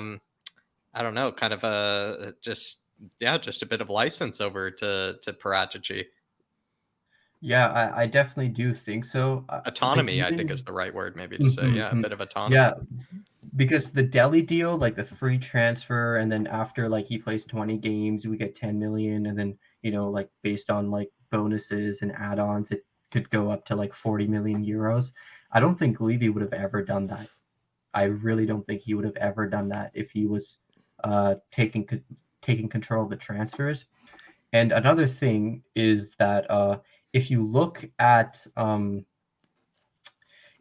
players that we're linked with, right, before Paratici came in, like we were really linked with a lot of sort of average players, unknown players, but since Levy has come in, or since Paratici has come in, even last summer we were linked to the likes of Jules Koundé, Pau Torres, Lautaro Martinez.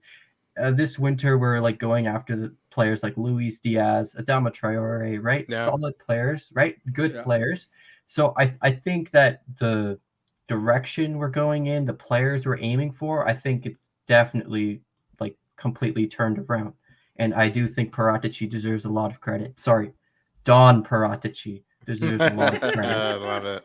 Chef Paratici, isn't it? Yeah, what did you make of that? What did you make of that reference I made, kind of, Hassan? I kind of said, I know we keep thinking that Paratici is supposed to be cooking, but I think he's walked into a pretty dirty kitchen that he also has to clean as well.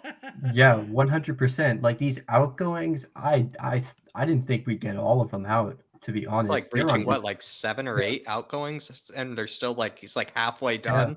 When you think about it, like he still has 7 or 8 more to go.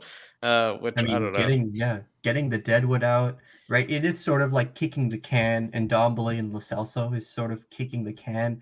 But if they put up decent performances, I'm sure the clubs they're loaned out to might come in with an offer. So I think it was really smart business by Paratici. Sorry, Don Paratici. I forgot. Don. Yeah. And yeah, one thing I did want to mention is that after the Luis Diaz deal and the Adama Traore deal fell through, the fan base just completely melted down. Yeah. Paratici's a fraud. We have no direction. The point I kept trying to make, you can't blame Paratici for those deals not going through, because they would have never signed for us. If Barcelona come knocking, I mean, Adama Traore is going to go to Barcelona. If Liverpool come knocking, Luis Diaz is going to go to Liverpool. Why would he come to us, right? So you can't blame Levy and Paratici. Those players, like, they have contacts with their agents. Just because the journalists and the in the knows aren't reporting it constantly, that doesn't mean that the player and his agents are not in contact with those teams, like Liverpool and Luis Diaz, who they were linked with since last summer. So yeah, that's one thing. I believe it comes to. I believe it's because people will find anything to just propel their Levy out narrative. Yeah. Like, oh, Levy brought in Paratici. Paratici's a fraud anyway. Levy out. Levy couldn't get Luis Diaz over the line. Levy out. He couldn't get Adama Traore. Levy out. People will look at anything. It's sort of like people's bias. I'm Levy out. Like just so everyone knows. You don't sound quite as Levy out as you did before. What if he's a Levy spy? No. I'm just trying to be as fair as possible. No, you are being very fair and reasonable. Yeah, right. So like, there's certain things you can criticize him for, right? But for those particular transfers, I feel it's very unfair. And you have to give him credit for getting these two players in. You have to give Levy credit. He brought in Paratici. He let him cook in the transfer market. He brought in Conte, right? So those things you have to give Levy credit for. Even as much Levy out as you are, you have to give him credit for that. Interesting. I think you made a really brave argument there, Ihsan, and I think you put it very well. Very brave and very well. But another question here coming in from Tuan. And Tuan, I'm yet again going to be offloading it to the guest, because that is the whole point of today's show, is you probably get my opinion on things almost 6 to 7 days a week. So I am going to pass it off to Ihsan here. I'll give him a bit of mine at the end. But the question is on straight up answer, please. What are we going to do about right wing back? Do we persist with Emerson, hold our collective breath, and actually play Doherty? Or is there something else Conte has up his sleeve? Great question here, Tuan. What do you think here is on? That's a good question. Can we make do with Emerson and Doherty? Can we hold that collective breath when he fields the team? Well said, Tuan. Yeah, look, I feel like in the group chat, I'm always defending Emerson more than he defends for us. But like, look, he hasn't even played 20 games for us, and we're already writing him off. I mean, first he came under Nuno playing in a back four, and now Conte has only been in since November. So that's like 3 months, and he's playing right wing back. So there's a huge adjustment there. And like I said, not even 20 games for us. He's 23 years old, and we're already saying Emerson out. He's not good enough. Like, come on, that's pretty unreasonable considering he has had a lot of good games for us. It's something like he will develop. Barcelona didn't want to sell him. He's a good player. I rate him. I say we persist with Emerson. He has the potential. Conte can make it work.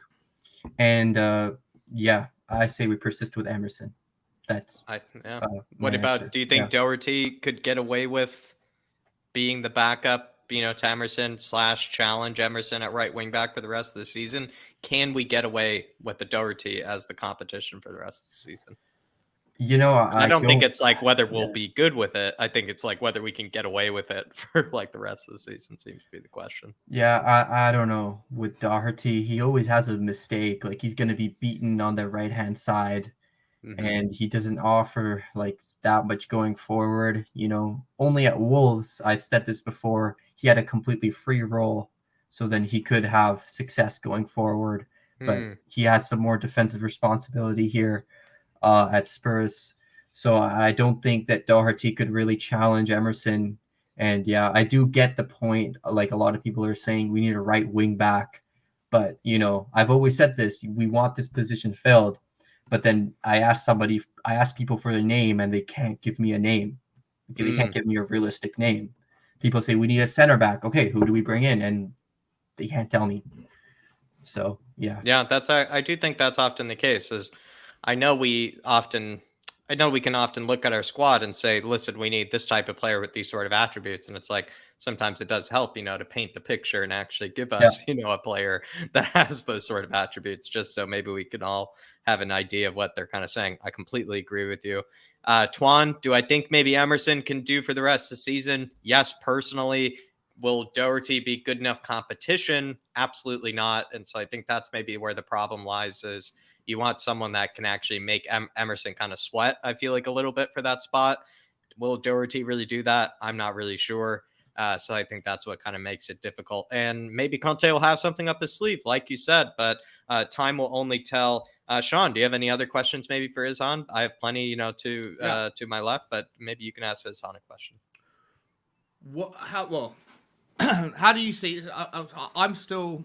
I've asked a couple of people this tonight, and I'm still. I think there's a couple of good answers left and right. The best answer I think came from Kane the long shot, Nick, and I'll ask you again, his hand.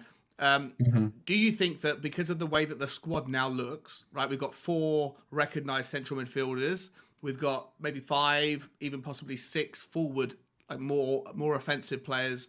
We're not sure if Kulusevski can drop back. We're not sure how the team's gonna look, and once Conte gets to grips with it. Do you think, given that we didn't replace the right wing back, given that we brought in 2 players that build out the strength of the 4 in the midfield, do you think it's more likely to see us using the 3-4-3 more regularly than we have previously?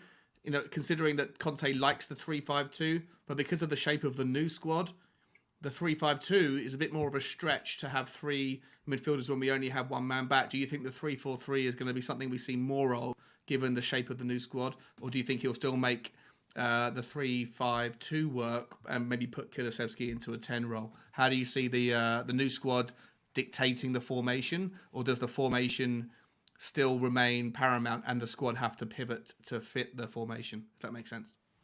Yeah, I think it's going to be the 3-4-3 because both Kulusevski and Bentancur fit those sort of roles. So Kulusevski on the right and then Bentancur in the center of the midfield. I think that Bentancur played as a double pivot at Juve, so I do think he'll be comfortable alongside Højbjerg, and then Kulusevski primarily plays as a right winger anyway. So I think those are the best positions to fit them in. And it gives us options. We can do both depending on the games, depending on injuries, depending on the situation. So yeah, that's the one thing people don't consider. Having these players come in who are relatively versatile gives us options. It does give us options. But on paper, it looks to me like we're more suited now to a 3-4-3 with the natural positions. Right? I agree. I think that's the formation we'll play more often. And how do you see us lining up against Brighton on Saturday evening? I think. Do we see Kulu start, or do we? No. I don't think the signings will start. I don't think the new signings will start. What about how does QT come in? Does QT get 20 minutes? Does QT start the game, get taken off? Do you think he comes back in? Considering it's an FA Cup game, I think Romero will come off the bench. Okay. I think he'll come off the bench. Yeah. And Sonny? Will he even be fit? I'm not sure. I think so. I think Sonny's supposed to be fit for Brighton. Yeah. He's supposed to be fit for Brighton. Yeah. I don't know. Romero should be fit. I think it was supposedly the case that Conte even went so far to say he has no injury worries or concerns to concern himself with. Double. Yeah. I don't know. Personally, I would just play Bergwijn on the left wing instead of Son, but I wouldn't be surprised if Son started against Brighton. Okay. And who's our new corner taker? Who's our new set piece taker? Or is it a new person? Who takes the corners on Saturday? Who takes the free kicks out? 23 yards out, 75 minutes in, it's 0-0. We get a free kick just outside the right hand, outside the D on the right hand side. It's a perfect spot. Does Kulusevski step up with his left foot? Does Eric Dyer try and whip it in with his right? How do we do that? Who's the next? I don't know. I would like Kulusevski to take free kicks. I'm not really sure about his free kick taking ability, but I think it'd probably be Dyer, maybe even Kane. I don't know. We don't really have a set piece. No, we don't. That's something we need to work on. Something we definitely need to figure out. James Ward-Prowse maybe could come in, but yeah. Not for the rest of the year. Maybe Expensive. later. The walls of the Premier League, the free kick walls of the Premier League will not be missing Lo Celso. I'll tell you that. They will not be missing Lo Celso. Because that guy loved pile driving it into the wall every single time he got. But Ishan, 15 minutes are up, my man. Absolutely smashed it. We will be having you for the next Premier League game, still a while from now, which is really disappointing considering when you did that Stats with Jack, it was right before the international break, but we'll get you on for that. So I know people will be seeing you there for a bit of Stats with Jack, but any places maybe people can find you, or any maybe final parting words? I mean, anything to say to the Harris Army? Just, I don't know, you can follow me on Instagram, I guess. I don't really post, but I guess you can follow me. You can, if you want to like talk to me like about football or anything, I'm in the WhatsApp group. Just hit me a message. Yeah. If anyone has a show they like me to be on, I just love coming on and just talking and just chilling. So you can just message me. I'll probably say yes. And yeah, all I wanted to say, come on, you Spurs. In Conte we trust. Conte we trust. Yeah. Levy and in? No, not yet. not yet. of this But channel. I'm gonna put my foot down on that situation. Put my foot down there, boys. And Sorry, son, you're gonna say something, Yeah, and the last thing I want to say, Paratici's at dawn. Paratici's at dawn. Yeah. Absolutely love it. Don Paratici's gotten this approval from Ishan, the certificate of approval for the Don ship. He had my approval since last summer. He's the best director of football in the world. So Dave would be blushing right now. Dave would be blushing right now. He would absolutely love it. But Ishan, class job as always. Just like kind of, I would say, your debut wasn't too long ago. Just like we had with Kane the long shot. I remember you smashed it on your debut. It's been a while. You've had plenty of shows since then, but honestly, great job yet again. Ishan, pleasure to speak with you as always. I'll be catching you later for Stats with Jack. Maybe we'll do a bit of Flat Cap Euro Talk stuff. Not sure, but Ishan, I'll be seeing you very soon, my man. All right. Thank you. Come on, you Spurs. Cheers, Come on, you Spurs. Spurs. Big up, Ishan. Good to see you, my man.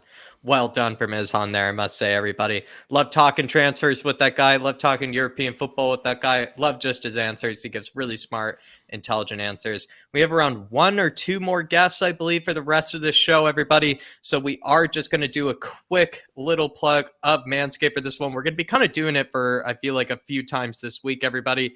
So don't you worry. It is kind of, again, that time of year where it is actually the holidays to a degree when it comes to the romantic holidays of February, everybody. So if you need to kind of keep, kind of the down under a bit more kind of posh, a bit kind of better taken care of, feel free to do so.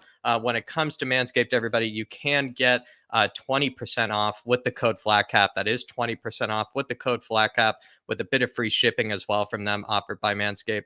I would say, everybody, again, maybe there is a missus in your life. Maybe there is a special someone in your life that you need to kind of keep it looking a bit more fresh, looking a bit better taken care of. So feel free to do so with Manscaped using the code FLATCAP. You can get the full performance package to a bit of crop mop ball wipes, which is just to keep everything smelling good down there. Again, everybody, just a quick little plug for Manscaped. Thank you to Manscaped for sponsoring this fan show. Thank you to Manscaped for sponsoring David and I at the Irish Hotspur.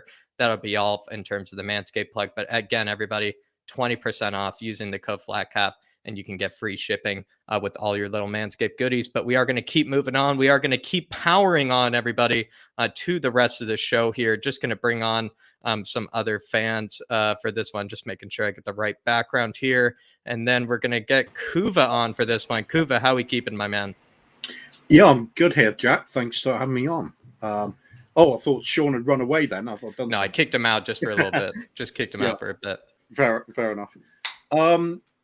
Transfer window. I'm gonna if you're gonna go for a rating, I'm thinking of about a 5 out of 10 for me. Middle ground. Yeah, it seems to be popular with a lot of people. Middle ground on this one. It's from what I've been seeing. I'd say that the incomings.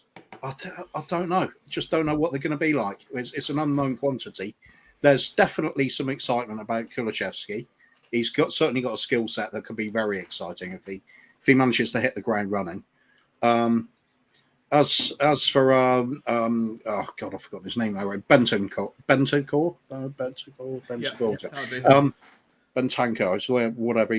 whichever way you pronounce it. He does seem to be one of those ones we were talking about a while ago about completely sort of underwhelming, but it could be exactly what we need. So I think overall replacing some of those with players with what we deem with bad attitudes, with a couple of players that are full of running workload, happy to take on a big workload, and more importantly, Conte likes them. That seems to be the key to everything. So that could shape up well, but it's a bit of an unknown quantity. However, the ones going out, fantastic, including Bryan Gil, because I've got nothing against Bryan Gil, but what a waste of time him being here at the moment. He's not getting anything, no game time. Might as well let him go have some game time, have fun, enjoy his career. Do you feel like a lot of people are upset though, Kuva, that he's not getting that move to a Premier League team? I agree, but do you feel like maybe what's more important is just whoever offers him the most game time is kind of what we need? Nah, he's young enough. Just let him go in a place where he's relaxed. Just let him play. Work on his game, work on his skill set. It's fine. Yeah, no problem. I mean, who's going to get him anyway in the Premier League that's going to guarantee him game time? It's not like he's been on fire this season. He's just got promise. No. And they're taking a risk, I feel like, with that sort of kind of loan where maybe he doesn't cut it, and then all of a sudden it doesn't, like, you just have a guy for 6 months that's just filling the team sheet for the rest of it. Yeah, exactly. We've seen that before several times, haven't we? As for the Don, well, is he the Don? I'm going to say not yet, but there's promise, because he's on shifting those players out, those players we absolutely did not want. As far as I'm concerned, we got Conte in to say, let's do an analogy. I always like an analogy. Say Conte's running the front of the restaurant, and he's got Levy providing the goods to come in to go to the kitchen. Paratici's got to run the kitchen. Trouble is, his first job isn't running the kitchen. It's unblocking the toilet. It's flushing the shit out of the back door. He hasn't had a chance to do anything really interesting yet, because he's got to fix the absolute build-up of filth we've got in the club. He's got to reach certain hygiene standards before we can start. Absolutely. So judgment's held off on him, but I'm impressed that he managed to get those players out. I really am, because I thought we were going to be stuck with them for a long time. The only drawback with that is how many of them are we going to be lumped with in the summer again? What do you think? Because hard to tell, isn't it? I mean, if Dele's gone, right? So it's only going to be, and Hill's definitely coming back, right? So it's really only Lo Celso and Ndombele that we're worried about. Well, they're the two that I wanted to see gone the most. It was actually not Dele Alli, although I wanted to see him gone too, obviously. But though it was Lo Celso and Ndombele with the really huge wages, strutting around constantly doing nothing. Dele, at least you could say, in some games he has at least put in a bit of effort running around the pitch. I agree. There was something there, even if it's disappointing. But the other two, my God, could not wait to get rid of them. Kuba, I would posit that if we finish top 4, because of the money coming in, just on the media rights and the guaranteed prize money, I'd imagine that if Paratici still has the reins, if he has them at all, then it's more likely that whether or not Ndombele and Lo Celso make a good impact where they are, if we do finish top 4, Paratici will be more, amiable to a settlement on the price to keep them away. But if we don't finish top 4, we don't have the money to swallow the loss, I think you might see them back. What are your thoughts on that? At least one of the two, maybe. It's more likely again, that depends on who's really pulling the strings when it comes to the finance at the end of the day. Is it still Levy that's making the demands, or is it Paratici? We have to guess at some of this, don't we? I mean, a lot of it we guess at. A lot of that's the real trouble. But I suppose you could look at it over a course of a few windows with Paratici in there to just see if it ties in with what we've seen in the past. If there's a notable difference, you think things actually have changed. So we'll wait and see. I'm reserving judgment on him and the whole relationship between the three of them: Conte, Paratici, and Levy. Okay, let me change tack then, if you don't mind, Jack. If I can ask you a quick question, Kuba. What happens to Conte right? If we finish top 4, forget promises about spending, right? We finish top 4. You have to imagine there's that like every business owner makes cash flow forecasts. They will know, what do you immediately get for finishing 4th as prize money from the Premier League? What are you immediately guaranteed for the group stages in revenue from the stadium, in revenue from ITV or BT Sports, whatever it would be, and then also the prize money for the games that you complete and win. So they'll know, on some level, they'll know how much money, at least until Christmas, you're guaranteed as a minimum from finishing 4th versus finishing 5th, or 6th versus finishing 7th.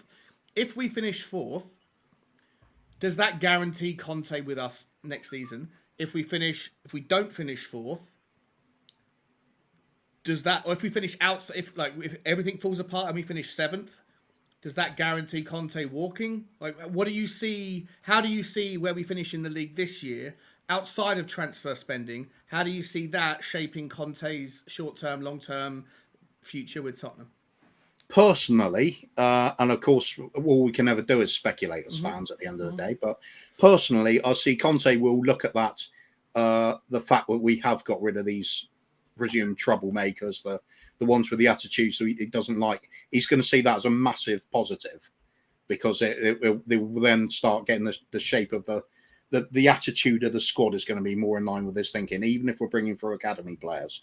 So that part would be in place. If we then start seeing players brought in early, and I do mean early, not wait until the last minute of the transfer window in the summer, but nice and early, so Conte can have them in place in his squad pre-season. Well, it's a bit messed up with internationals, this particular one, but if he does, in theory, if he has them everybody in place nice and early, business done, he knows what his squad is, it's settled, it's players in positions that he is after. They don't have to be stellar. We don't have to have world class in each position, but we do have to have a certain level. It's got to be a good player that is going to add to the team and improve that first team. If we get those in place and Conte's happy with the squad on an overall sort of even keel, why wouldn't we keep him? We don't have to go this incredible sums of money. It just has to be sensible spending, which is what we haven't seen over the course of the years, which is my biggest gripe with Daniel Levy for a start. It's the inability to have a coherence or strategy with management and playing acquisitions and backroom staff. Even it's always chop and change, stop and start, and it's not suited us. If we get it all in place and you can see everybody's pulling in the same direction, including those key 3, Conte, Levy, Paratici, could be happy days, but too early to tell yet. If we get into the summer and things are dragging on, we do the usual, we're linked with blah, blah, blah, nothing happens, weeks and weeks go past, season starts drawing near, I think Conte is going to start thinking, you know what, we're never going to get anywhere like this. I think he'll start having second thoughts then. Whether he walks or not depends on how badly we do it. But I don't think it's quite as cut and dry as certain amount of money is in. That's enough to keep Conte. I think it's entirely down to him getting the players he wants. Some of them could be free transfers. You don't know. That's what Paratici's there for, isn't it? It's to acquire players at whatever cost. And Conte isn't going to care about price tags either. He's just going to want certain attributes that fit his team. So he'll have players in mind. Paratici might have some alternatives that Conte's happy with. That's the way it should be working. Yeah. Whether we start more of this dragging our heels business, that's the infuriating bit for the fans. And I think it must be infuriating for any manager. I think they all hate transfer windows. They just want to get focused on their coaching the squad. Conte isn't going to be different. Do you think the transfer window's fit for purpose? I was listening to Simon Jordan on TalkSport today, and he was saying the same thing as I was saying, I think on your channel actually, Dermot. Kuba, a couple of days ago. I don't like. There's no other industry in the world that limits your ability to trade your most important commodity by month. And I know the reason why they do it with the football season, but for me, the much better way to do it would be to keep the window open from June all the way through until maybe late March, early April, where you wouldn't have the problem of the Newcastles signing a player from Burnley or whatever to screw them over in the last 5-10 games of the season. But for me, the January window isn't fit for purpose. It all it does is it gives media companies a chance to have more clickbait. It gives more revenue to the Sky and to the in the nose and the journalists of the world. But it basically just bids the price up. It pushes the price up on all the players anyway. It's not fit for purpose. I don't know what your thoughts are on it, mate. Do you think it's something that will ever change, or we just have to get used to it, or continue to suffer it, I should say? Well, it's always the possibility of change, but I think, as you said, it's a great sort of media frenzy time, isn't it? It livens up part of the season when it might be turning a bit stale otherwise. The way for us, it's usually an absolute nightmare time because generally speaking, we tend to be very disappointed with our January window. But when it's done well, it's all good. But I agree. I think it's crammed into too shorter amount of time. You could just have that cut-off point before the crucial end of the season, where it's really a matter. Like you said, last 10 games, that'll be quite reasonable, I think. Yeah. So you don't have to rush it. Just keep the window open. It's from summer right the way up until that last 10 games or something like that. There you go. You could always put a cap on how many players you could bring in. That would also stop players teams just buying up everybody. It's better. So there's ways of doing it. Will they? I don't know. I think it's going to stay the same. I think it'll stay the same. But take this one with me here, Kuva. Dark Sun G yet again with another super chat. Dark Sun G on fire, my man, and really do appreciate it. And he says, Kuva, I think it's because the Duchamp and Zakaria deal took a while for Juventus to get over the line. If they got those two earlier, then maybe we could have got one more. And maybe to take it further, potentially our window hung on Juventus getting these signings of Duchamp and Zakaria. Maybe it was a bit of a Mexican standoff with Juventus. What do you say, Kuba? There's always going to be some situations like this. Of course there will. It's never just straightforward, is it? The thing is, you should have other options if you're in desperate need of cover in one position and you're having to wait. Just look elsewhere. There's other ones. I mean, it's certainly not our fans' job to look at all those different options, is it? I mean, that's why we've got the likes of Paratici there. Were Luis Diaz and Traore maybe those options? Yeah, well, it would have been interesting to see if we'd just gone for Diaz and just put in exactly what they wanted instantly. We dragged our heels. Liverpool came in, gave them an opportunity. I guess we paid. Well, the bid we put in for Diaz is the same bid that technically is in there for Kulusevski. I wonder if there's something kind of connected there where it was like 40 million is what we're spending on that third goal scorer. You know, not a penny more is maybe what they're thinking. It kind of reeks of Levy trying to get Diaz on the cheap, though. That's the impression you get from it, which does fit his MO. I mean, at the end of the day, he's going to want to save money. I mean, he's responsible for the club's finances, so it makes sense he will want to get people cheap. But that's where I always have the problem, because it's sometimes to our detriment, and sometimes it's winding the other clubs up too much. I mean, we've seen this too often with chairman complaining about dealing with Daniel Levy, and Sean as well was making a great point the other day about we got a horrible little duo there of Levy doing that, and then Paratici having 10 fingers into 10 pies, and clubs knowing full well that we don't want 8 of the players we're linked with. That's a horrible scenario. We must be an absolute nightmare. See our name pop up on the phone, and you're. To be honest, though, mate, I was making that point earlier with Jack, and I forget who the guest was, but I actually kind of backtracked a little bit, because I made that point on I think it was the Friday or the Saturday before we signed anybody, and I was getting super frustrated and thinking, well, why are we where we are? What's the reason? And I still maintain it's disrespectful to other clubs. But I think the point someone raised earlier, I forget who it was, Jack, maybe you can fill me in, but they were talking about Arsenal, or maybe it was a Dark Sun G. Sorry, Jack, it was Dark Sun G super chat. And Arsenal do it a different way, right? They didn't have 10 plates spinning. They put all their cards on Duchamp. All their cards on Duchamp. Spinning, and they were doing this, but Duchamp took his plate off and put it on counter argument to that could be they did most of the building they needed to in the summer. Well, I wouldn't say Arsenal were finished already or anywhere near ready. I think they're falling. Well, apart. they were up there at the top of the table. They're pushing them for that top 4 place. So, considering where they came from, you could argue that they've done something right there.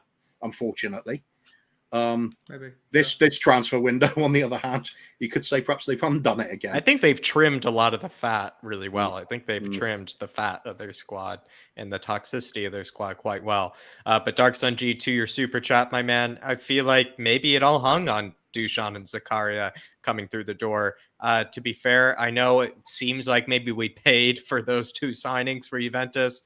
I feel like the signings that we've got in, we should not be kind of turning our nose at. I feel like they really are really quality signings. And I'm kind of glad that, Paratici did a bit of a, you help me, I'll help you kind of situation with his old employers. Makes sense, actually. It seems like something Paratici would do. But Dark Sun G, pick yourself up. Moondog saying Bentancur just scored. I just saw it, actually. It's a great goal, actually, to be fair as well. Came in late to the top of the box, bit of a half volley, kind of, twisted his body a little bit. You can see he's a bit more agile than maybe someone like a Højbjerg or a Skip, doing it. Pretty great finish if you saw it, Kuba. No, yeah, absolutely. I did see it. Trouble is now that'll be his goal for the rest of the year. He won't score for us now, will he? Now we're expecting it. The new Lo Celso, right? He used to bang him in Argentina, right. didn't it? If Bentancur becomes the Lo Celso for Uruguay, that would be upsetting. Faz Radfire saying, let Ndombele go for free and save 30 million on wages. I think Faz, we've let him go. We might have to deal with him yet again in the summer, but we are saving a bit of money, not paying very much of his wages right now, at least. And we've been able to get him off the books. We struggled, like Sean had even asked. Have people realized how hard it is to get Ndombele out of this club?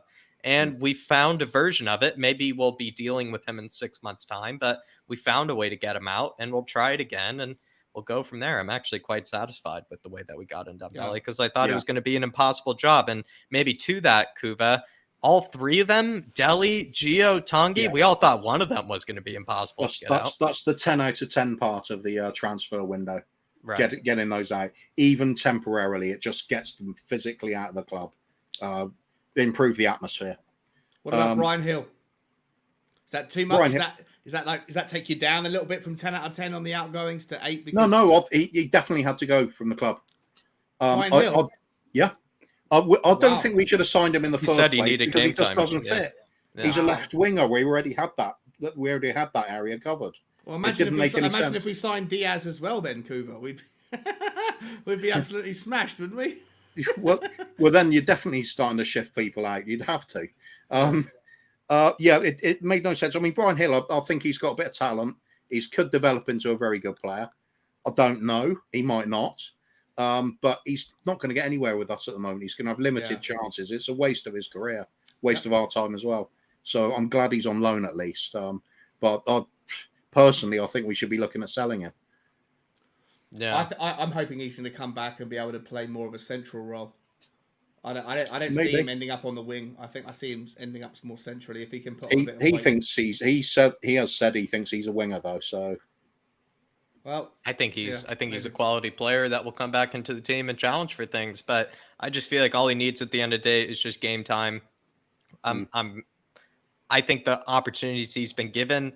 Yes, he hasn't taken it and scored a brace or anything, but I've also thought every opportunity he's been given, he hasn't played poor and he hasn't played shit. And I think that's what I've kind of liked about it is compared to other players when given those sort of opportunities, they don't do anything with it. And I actually would say Gil, when we did have him in those opportunities, he seemed to somewhat do something with it. He seemed to actually try to make things happen. So hopefully if Valencia offer him lots of game time, lots of playing time, lots of minutes, I'll be happy. I'll be a happy camper. But my question was, Kuva, with Gio, Dele, and Tanguy gone, and actually, it's not even my question. It's actually Sean's question.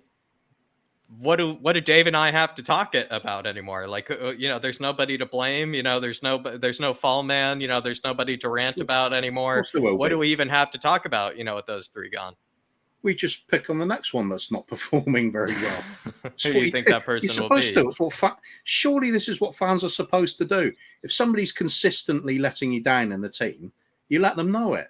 Let them go away, improve their game, come back into the team and prove us wrong. I mean, what's that? Why do we have to cuddle players all the time? Getting paid tens of thousands of pounds a week just to and then they can't put up with a bit of criticism. No, man up. It's a balanced game. They're getting paid for this. Take it on board, improve your game, grow a pair of bollocks and get out there and start performing. If you can't manage that, get out of the club. I haven't got any time for that. Bloody sentiments getting us nowhere. Well, that's why I held on for Dele Alli for so long. He's been bollocks for us for years. But, people will still say, remember the good times.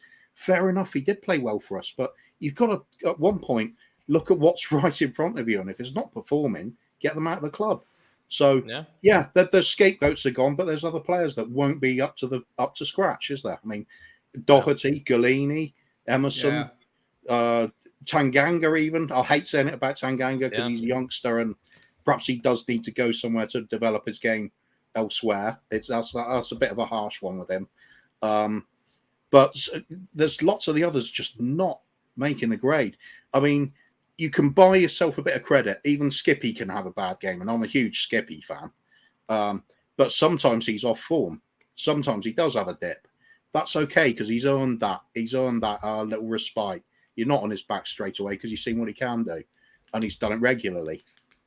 But with some of the others, I mean, I will single out the likes of Doherty, Emerson, and Galini because they're the three that came to mind straight away for me. They're to me, none of those three are good enough. Correct. So there you go. There's people to blame straight away. Yeah, I'm surprised. We've asked this question to 4 people now, and nobody mentioned Matt Doherty. And really? You have right? Which he's not good enough. The 2 right wing backs we have. There's one of them can't move around. He's got the mobility of a tree, which would be in Doherty. The other one, he's half a player. He can defend a little bit, and he's hopeless going forward. So they're both liabilities to the team. It's weak point.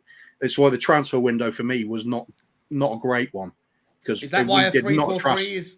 Is that sorry, Kuba? Is that why a 3-4-3 might be a more suitable option? Not just because the shape of the squad now looks like it has more options in that formation, but also a 3-4-3 puts a little bit less responsibility offensively on the right wing back, and you can put it on the Kulusevski who sits on the right side. I'd still say not. Still think you've got to have the basic attributes of a wing back. That is having some pace and being able to cross the ball in. It's the natural outlet on the flanks. So if you start off just as a defender that capable of playing in a flat back four, I mean, it was a baffling signing. Always was. When was the last time we played with a flat back four? So you could say Mourinho playing on the counter attack at times, but we went to flat back four against Chelsea, didn't we? Away in the cup for the second half. Flat back 8, wasn't it? Flat as a table. Flat back four. That one was. Yeah. Crocodoc's in here with a super chat saying Juventus's Twitter is salty that they finally sold Bentancur, but as soon as he goes, he starts scoring. Conte effect is a state of mind. It's the Conte effect already in. I absolutely love that. I will start saying that now. I'll give my answer to something, be like, Jack, you're ridiculous. Yet again, I'll be like, Conte, it's a state of mind. I'll just say that it's a state of mind. But do you feel like the state of mind of Antonio Conte is already rubbing off on Bentancur? They haven't even spoken to each other, Kuba, and he's already banging him in from outside the 18. That's the effect he has. Conte effect works on the fans. I mean, say no more than that, really. Before he'd even had a game played under Conte, we're all over him, weren't we? It was absolutely unbelievable. The whole spirit of the club lifted instantly. See no reason why not. Yeah, of course. I mean, a player like that coming from Italy, and they thinking, oh well, I can get to play in the Premiership, which is a great thing, and I'm going to have Conte as my coach. Of course, he's going to be up for that. He'll want to land running. He'll want to be starring in that first team straight away. That. So let's have it. He's probably celebrating that international goal. Come on, Conte. I mean, he's probably Conte's already sent somebody down to Uruguay to knock the ketchup packets. out of Rodrigo and Bentancur's hands. It's beautiful to see. Conte, it's a state of mind. It's a state of mind, Crocodox, just like you said. Really appreciate support, and good to see you in here as well, Crocodox. Haven't seen you in a while, and really appreciate support, and it's good to have you in here, my man. Deadeye Mike saying, go 3-5-2. Kulusevski used more as an attacking mid, I think is his best position. At Atalanta as an attacking mid, 18-19 season stats for 26 games, 11 goals, and 14 assists. Do you feel like he could do a job as an attacking mid, maybe as a 3-5-2? If he's talking about an attacking mid, it's more like a 3-4-1-2, I feel like, which is very different. If you like, well, it's so at the end of the day, it's just numbers on a piece of paper. It's how they apply themselves. Well, it's the more the shape, and I feel like is Kulusevski really going to drop into a midfield 3 shape wise? I'm not sure. Well, some of the times Conte's played that formation. He's got 2 very set roles: the sort of box to box player, the sort of more defensive minded player. But then there's somewhere sometimes you think he's not quite sure what to do with that player, so it's attacking ish. But they've got a kind of all rounder sort of game, but based mainly on trying to make something happen in that attacking third. And Kulusevski could well be that player. It's not a really sort of definable role for him. It's that sort of creative-ish midfielder. Whether you call it part of a 3 or whether you call it that cam role, it's open to interpretation. But I think there's a lot of flexibility with him. Yep, I agree. Interesting. Well, as an attacking mid, it seems like he's had a bit of success. We all know that he did have that great loan spell at Parma, as well as Atalanta, of course. But Deadeye Mike, good to see you in here, my man. Really do appreciate the support. As a right winger, I think he would be best served. I feel like he'll be best in the 3-4-3. This 3-5-2, though, with maybe a number 10, who knows? I guess one day Antonio Conte might do it, and who knows? Kulusevski could be the guy for it. He could be the guy for it. I think Kulusevski definitely fancies it, the cam role. He's looked good at that. He's looked good there in the past. I didn't know that. I knew he could do it, but I didn't know he actually, really excelled in it, which seems he just strikes me as one of these players that wants to be in the thick of it all the time. It pays to be central when you want that. You're helping me out. You're helping my knowledge of him out a lot more. The bottom Duda saying Conte will go 4-4-2, 4-2-4, or 4-3-3. There's no way Spurs can compete with Emerson / Doherty playing 5 at the back. Conte changed to 4 in many games. This is kind of interesting. Is it possible, Kuva, that Conte could switch back to maybe more kind of 4 in the backs formations just because the wing backs are kind of so inconsistent and so useless to him? It's possible, of course, but I mean, then you also have to look at the likes of Ben Davis, who's charging up the field. His only chance is in a back. Again, it's how do you want to look at it? Is that 5 at the back, or is that really playing a 4-4-2 with Davis dropping back when he needs to? It's numbers on the paper at the end of the day. Depends how you want to look at their individual roles then. But yeah, it's possible. In Conte's flexible. He's not an idiot. He'll change depending on personnel. I would say I see where to bottom Duda. I like where your head's at on this. I do like where your head's at. You're kind of thinking about the problem with the right backs, and maybe he's going to have to do it. Same time though, he hasn't lost a lot of games, and he's found a lot of success. And maybe with the smaller squad, he probably could see some rendition of his back 5, back 3. He could probably find some sort of success with it. I think he prefer to be in the back 3, back 5. I think that's what he really prefers. And if he's allowed to stick with it, I think he will. And he hasn't messed up too many times with it. And we haven't had too many poor games with the back 5, back 3.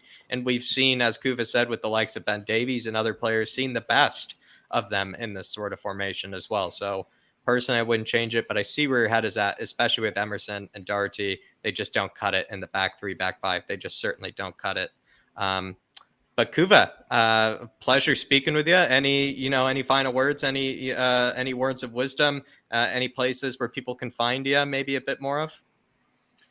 Final words of wisdom for me would be it's supposed to be a bit of a dig at Shawnee, I suppose, but only in a fun way. It doesn't matter how well we see the transfer window has gone this time, and the fact that we got shifted all these players out is a great thing. It really is. But at the end of the day, you've got to think, why are we in this position where we're having to shovel out so much shit at the same time? and applauding the director of football just for doing that. Why are we in that and position? Levy. And Levy, well, you could blame. I'm blaming Levy from us being in the position in the first place, but that's a long term thing. It's Yeah. But it should be you're also consistent. allocating some credit. Right Well, now. yeah, some things, yeah, definitely. He had the sense to get Pochettino. You got to credit him for that. Yeah.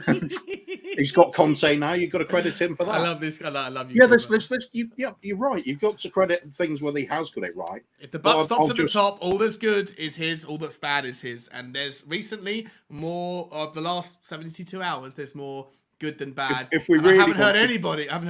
Or if we very really few want to people get say, into it "Well about done, Daniel." luck coming into it, which you've brought that in before about lucky on results, you'd have I to say. don't bring luck into it. I No, think but you have to you remove luck. criticise people saying it's lucky we got into the Champions League final.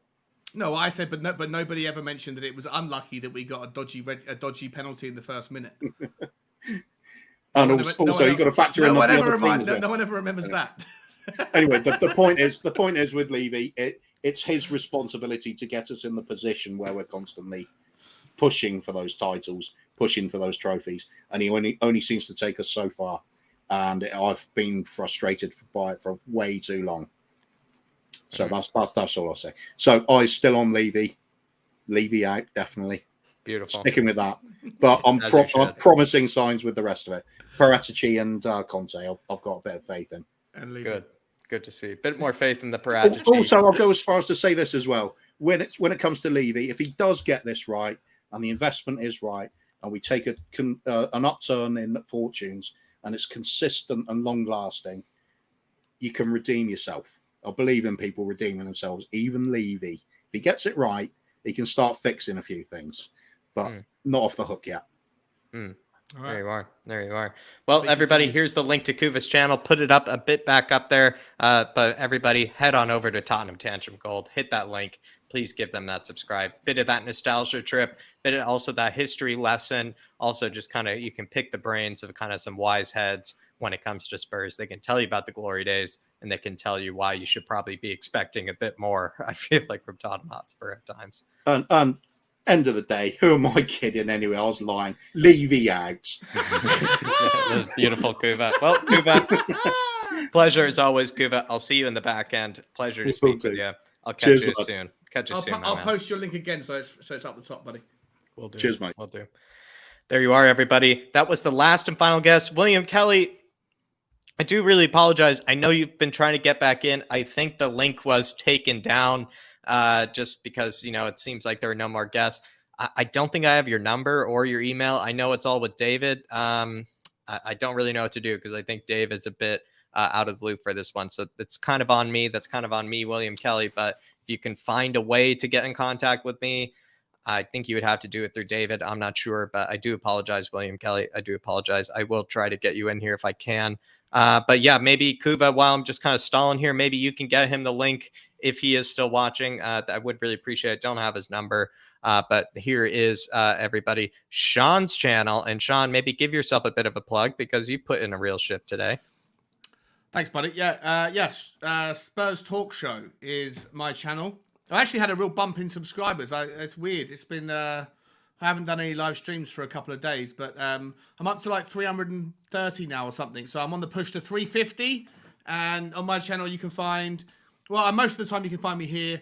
I'm also on Tottenham Tantrum Gold quite a lot. But on my channel, you can find, I guess, other live streams, just my perspective with my guests. But also, I do have in the pipeline some really cool stuff around football finance with scouts as well, with the academy coaches. I'm trying to kind of take my channel down interesting podcasts, interesting interviews with people that will educate me and hopefully some people that are interested in, what the processes are and things that we as fans don't necessarily see too much of. And that's what you can find on Spurs Talk Show, which is in the